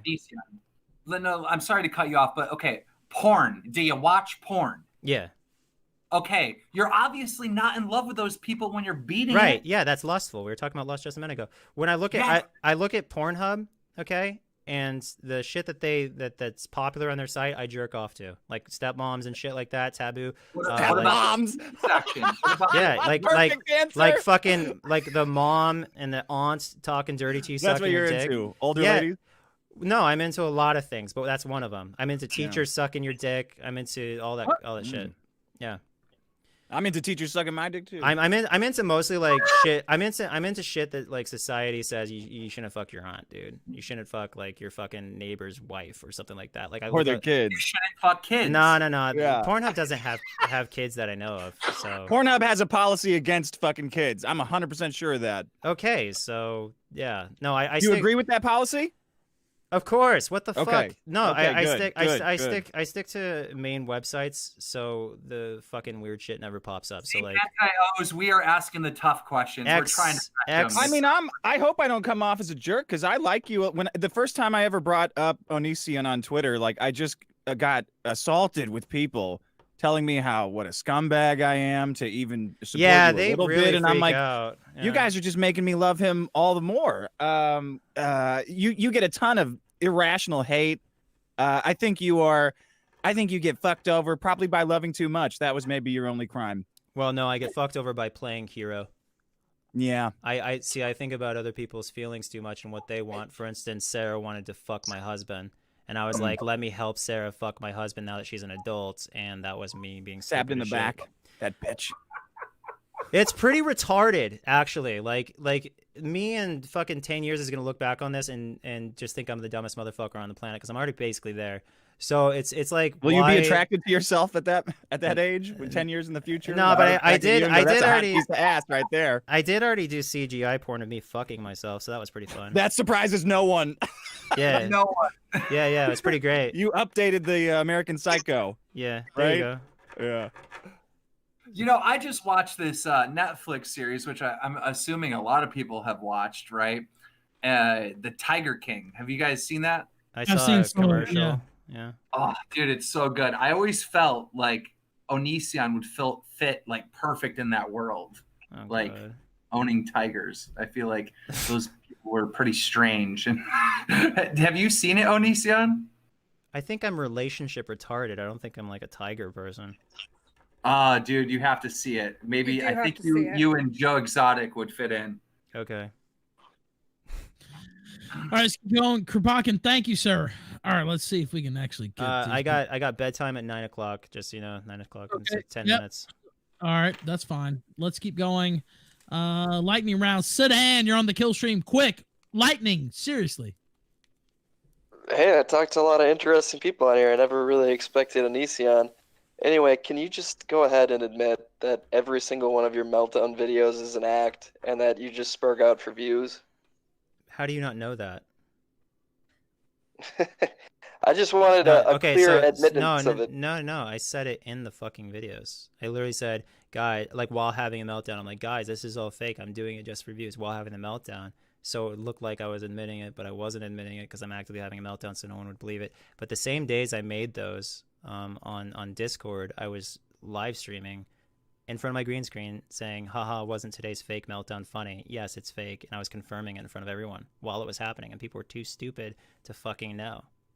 So yeah, and I even released a bloopers video where I show a lot of the things. Like I show the bloopers of me pretending to piss my pants thing. I showed myself pouring water down my pants and giggling to myself and all that shit, and me before and after fake seizures and all that shit. I already outed I've tried myself. that, but no one ever believes that I didn't piss my pants. Look, it's me. This is me pouring water. Yeah. No, yeah, it's already out there. It's just you don't see the commentary channels covering the shit that invalidates shit they previously did. Like Blair White did a reaction video to that meltdown video as if it was real. You don't see Blair White going, "Oh, I fucked up. I believed it was real. It wasn't." No, Blair White's just gonna move on. That is a fair point. That's why I wanted to do an interview with you. Yeah, that's why Keemstar is like, this guy. None of the fucking true shit is getting out. It's all the fucking like slanted, hateful shit, which So like, how can anyone say they're honest if they're only gonna watch the fucking shit that agrees with their narrow opinion? But that's a fair point. Sedan, quick, lightning round, go. Onision, actually, How would you like? Go ahead. Go ahead. How quick. would you like to join this exclusive members of the Killstream Hall of Fame? Oh well, he'll have to have some more appearances to get the Killstream Hall of Fame. Go ahead, Onision. You wanted to finish your thought there? Oh no, I don't. I'm done. Oh, I wanted to say, Onision, you deal with a lot of people who are in a lot of pain. Would the journey of going through your own molestation appeal to them at all, do you think, in any kind of catharsis, like going through the healing of actually dealing with it in the open? Do you think that would help people? Yeah, no, I really don't think I was. So, but if I know you can entertain that hypothetical. Yeah, but why would I? Would you want to relive your molestation? Yes, I would want to deal with it because it would continue. It would pass the trauma forward to other people. I sleep very well at night. I don't have any problems that I know of as far as like not being happy or not happy. I'm chronically depressed. Dude, you're mean to everyone. What the fuck are you talking about? You're like over the top mean to everyone, Onision. Obviously, there's something that happened in the past. That's like fucking, But you'd get a lot of clicks, is what I'm saying. That's if you went through that transformation. I don't want to fucking monetize being molested, dude. Well, all right, fair point. That's my Let's question. keep going. All right, Winston Fujimori, lightning round, go. Go. Can you hear? Oh, yeah. Sorry, I had a soundboard going, but it didn't work. All right, I was going to ask, does he love black people, and did he forgive his father or mother? Fair point. Do you love black people? Did you forgive your father and or mother? Do I love black people? It's all the same. All right.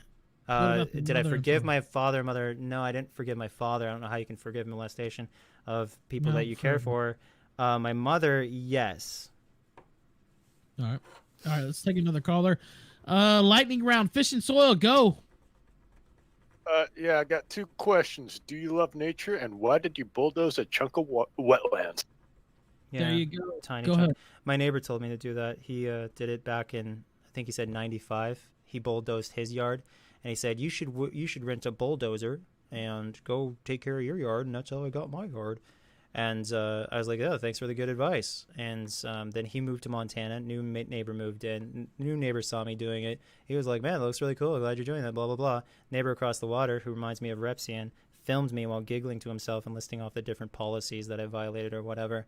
And then I showed up to his house once I found out it was him, knocked on his door. He answered the door shirtless. I said, so you reported me to these people rather than just telling me I was doing something wrong so I could actually stop doing it wrong instead of continuing to do something wrong. And he's like, I didn't report you. I don't know who you are. And then he's like, oh, actually, I've been following the drama online, and I do know who you are. And I was like, fucking liar. Same guy complained for me having a light on at night across the water, and I think he reported me to the fire department too. The fire department's like, what are you doing? I'm like, cooking hot dogs. And he's like, oh, okay. And the fire department leaves. Should report you to F. Scott Fitzgerald's. But no, I copyright. Somebody else got the. I showed. Thank you, Ralph. Thank you. Go ahead. I've already dealt with it, and I paid like a $4,000 fine or something like that. So. Yeah. Shin Chan says, my fucking side, stepmom, Pornhub, Billy the Man, CGI self-porn, oh my fucking God, long live the kill stream. I would agree with that last statement for sure. Let's try to roll through. Onision, he's getting tired. He's been here, to be fair, he's been here for a couple hours. So, by the way, the phone lines have been open. I sent this link to Repsion and the Discord didn't link. show, yeah. He didn't show. What and a pussy. Oh my God, yeah. It's hard to disagree with that, but also anybody else could call in too. He so. likes talking shit behind a microphone, but can't face, or a camera, but can't face people even And by through the a way, fucking been here, live. Is he the guy who sells feet pics too? Yeah, I guess so. Yeah. Yeah, I thought he sold underwear. Was I wrong about I that? thought it was socks. Yeah, I think it was socks. None of us know. That's fucking weird. All right, let's keep going. Wolf Pup, lightning round, go. Quick. Hurry. All right. I also like the point that Repsian also has a very nasally, high-pitched voice. Oh, he was molested too. Everyone's been molested, I guess. We have. Yeah. All right, go ahead. Darth Taco, go. Oh, I just want to ask Onision, how do you feel beating Chris Hansen as a degenerate homosexual? What the? That's wrong. But think about it. Go ahead. Think about all the people Hansen is like, take a seat. All the people he's confronted, and then he finally gets somebody who fucks like back as hard as he fucks with them, and now he can't handle it. Now he's wanting. It's an honor, really, to be able to have him run away from me instead of the other way around. All right, let's keep going. Tubby Bot, lightning round, go. Yeah, there you go. That's sweet. Thank you. Best call. Just like Chris Hansen right there. Their voice was Gabriel, a little deep. I think they were molested. Lightning round, Gabriel, go. Hey, Onision, what's it like being a pedophile? All right. Thank you, sir. When you don't know what a pedophile is. All right. Let's see. Man, if you could only be so lucky, right? The Fourth Reich. Jesus Christ. You know that kind of sucks for real pedophilia cases, like people who actually fuck prepubescent kids. When you say pedophile to them, it loses its meaning. It's really fucking stupid. Oh yeah, that's the worst part of it. That's the worst part. How when you got everybody just throwing around the word pedophile, when you actually have a real case, how are people supposed to take that as seriously as they would if they didn't hear pedophile every fucking second of every day? No, we get your point, but the bad part is probably the kid being. Yeah. But the problem is that if you want to have outrage culture in the right direction, you need to stop abusing the fucking word pedophile and actually use it in the appropriate Yeah, we need to situation. tell a pedophile right to their face that they are one, right? You need to fucking have some power to that word, so you don't fucking. That's why you don't say the N word. Wait, what? Well, wait, what? I have no fucking clue what I just said. Would you call a pedophile the N word, Onision? It's appropriate, yeah. Okay. Wow. Okay. Why wouldn't you use the N word on a pedophile? Thank you, sir. Appreciate you calling in. Let's keep It's going. racially insensitive. Billy the Fridge, you're on the kill stream. Go ahead. Yeah, I was just wondering if Chris Hansen backed down, does that make Onision the apex predator? Oh my god! Oh my god! That's fucking hilarious. Yeah, I don't know. Now, what about you humping Billy the Fridge now since he's here? Was there something wrong with that? Which one of the interviewers right now would you hump if you were in person with them? I'd hump you and Keemstar, yeah, together. Oh yeah. No, thank you. And shame on that guy You're earlier for welcome. fat shaming Keemstar. Yeah, that's fucking bullshit. That's messed up. I have been working really hard, and I'm very insecure about my. But you're skinny as shit. I don't know what they're talking about. Yeah, you're looking real good right now, Keem, and I can say that. You're saying that with the too manly voice. I'm getting scared. Yeah, no, because I was never molested, dude. I was never molested, brother. I got a man's voice, okay? Fucking breakdown All crying. right, you know what? Just stay on the line. We'll finish up the callers. Jay Murphy, go ahead. I just wanted to suggest Onision go to a chess club or a Mensa meetup to find a very attractive 17-year-old, see if that works. Is that what works for you? Good clue. Sounds like you're We speaking spent an from hour experience. trying to get Onision to molest children. That's what we've been trying to do. Like I seriously feel like the people who what are can I do to talk you into this 17-year-old? the people who are so Look at these fucking kids. worked Look up at this over this, ass. I'm telling She'll you, be people whatever are gender you want her to projecting be, like a dumb bitch. motherfucker. The people who are obsessed with kids are the people who are obsessed with me in a negative way. They talk about kids more than I've ever talked about kids in my life. It's fucking creepy. And I fuck kids. All God. right, let's keep going. SSSSS, whatever the fuck your name is. Lightning round, Like go. Rodney Dangerfield, but a child molester. Oh. No respect. I get no respect. I get no respect. I get no All right, respect. Go ahead. Go ahead. Lightning round, go. All right, Onision, I don't really care if you have a question about what do you think is gonna take to bring Leafy back, in your opinion. You know, what do you think it's money? gonna take? Money. He quit because of money. He'll come back because of money. Yeah, well, that's a fair point. Mango He's Tea. making lightning more money round. right now. Mango Tea, Good. lightning round, go. Okay, you went. Thank you. All right, let's keep. Oh, did they actually talk when I cut them off? Oh, whatever. Aiden, lightning round, go. I just wanted to say. Say it now. Okay. I wanted to say that Chris Hansen, when he was on To Catch a Predator, he had a team. You know, that team that called the Predators. He didn't actually do any of the work, so I don't know what qualifications he has to actually be working this investigation. And by the way, that's Aiden. That's the 15-year-old that called out Chris Hansen, and all the anti-Os called him a pedophile. Oh my god, yeah. They also said that I was you. They said Yeah, they you tell were an everybody who says anything not hateful to me that they are me. Keemstar is me. And You can't Keemstar. reason- Well, I'm sorry. Keemstar is me like half the time, I guess. Onision's on a Discord call with a 15-year-old. Tell Chris Hansen.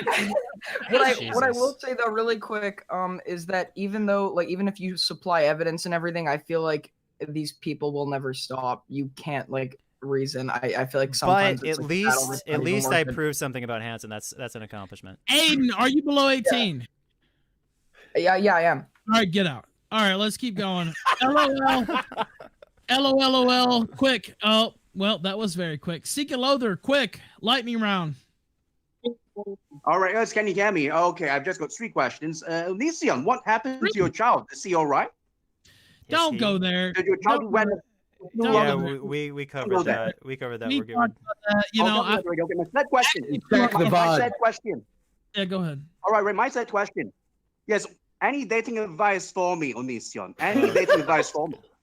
Goodbye. Don't just be asexual. There we go. Now I'm looking. I think there's one more caller. A-Star, you're on the kill stream. Go ahead.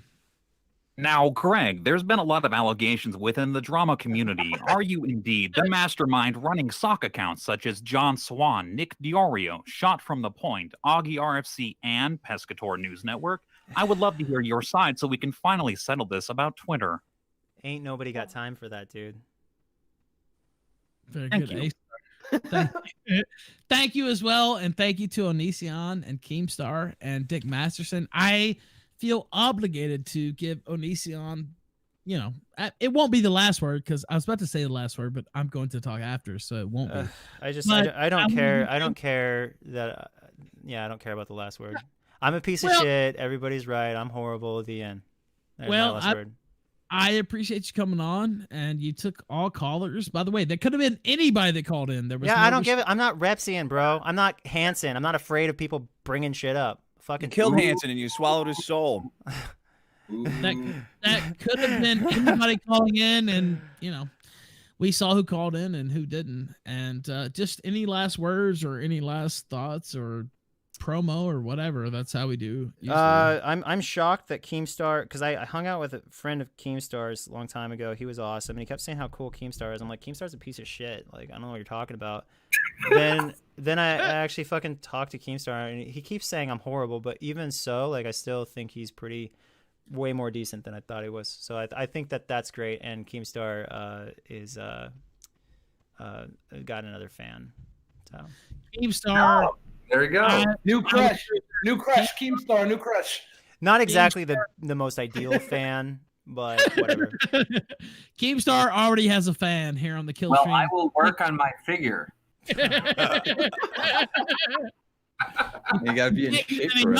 Though, that's the problem. But so I think if I could respond to that real quick, I think the most important thing is that somebody just talks to Onision in a level-headed manner and says, bro, you're being a dick to everyone, and let him understand that. So, and maybe, deal with the fact that maybe you were molested when you were younger, get past that. And I think we can turn this boy around.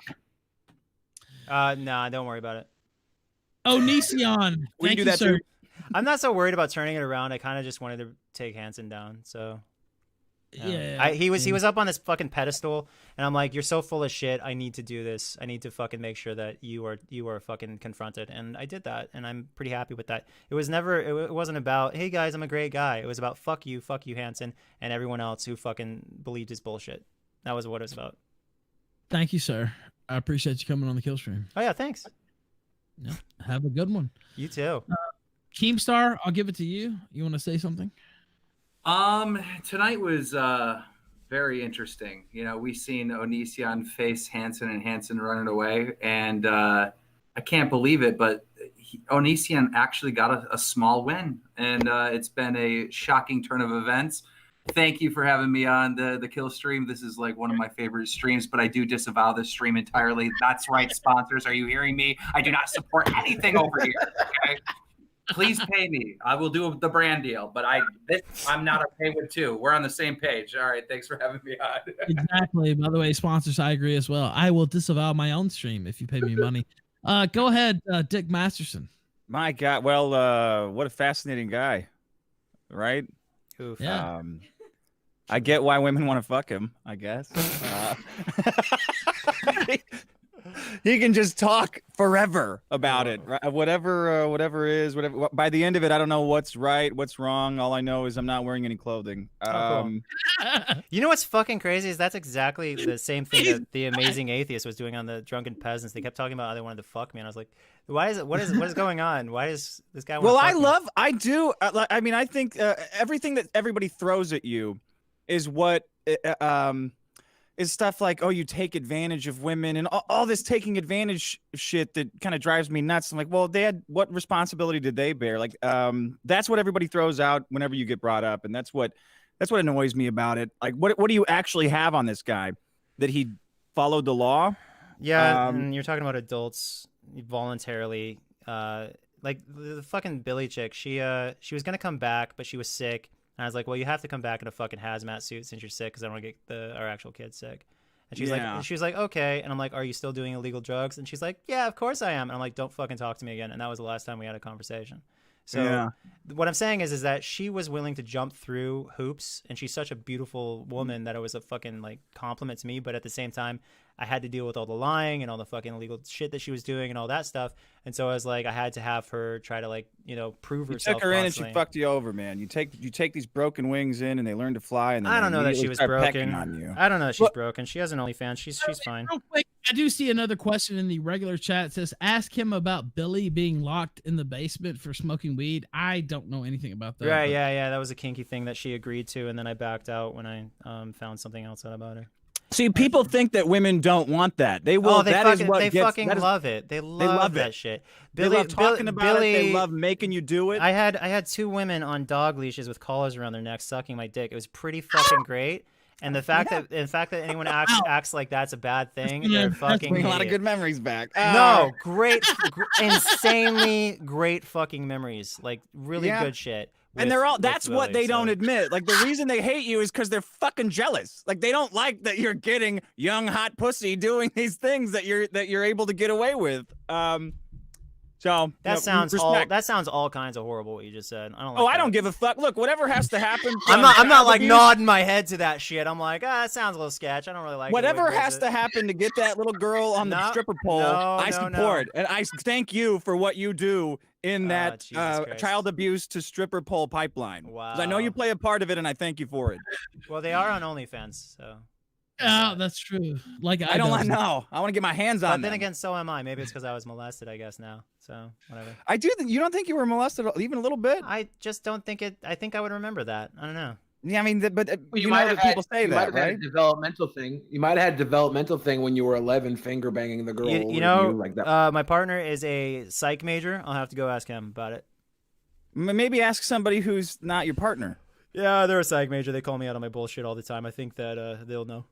Okay, well, sounds like you have a little belief system to support it. I gotta go. You guys have a wonderful night. Thank you, man. Thank hopefully you. Come back. Probably not, but hopefully you will. But I mean, this was cool. Yeah, it's awesome. Yeah, I love. You know what? I love being called a pedophile. It's great. No, you know what? I told somebody, and of course, you know, you put out the challenge for anybody to have you on, and you know, I was all over it, of course, because I'm a whore.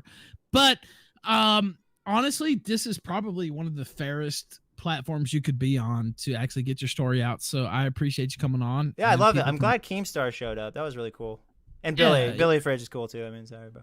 Me and Keem go way back. So does well, we don't go as far back, me and Billy, but we go back. But yeah, thank you, sir. You have a good one, man. You too. Bye, guys.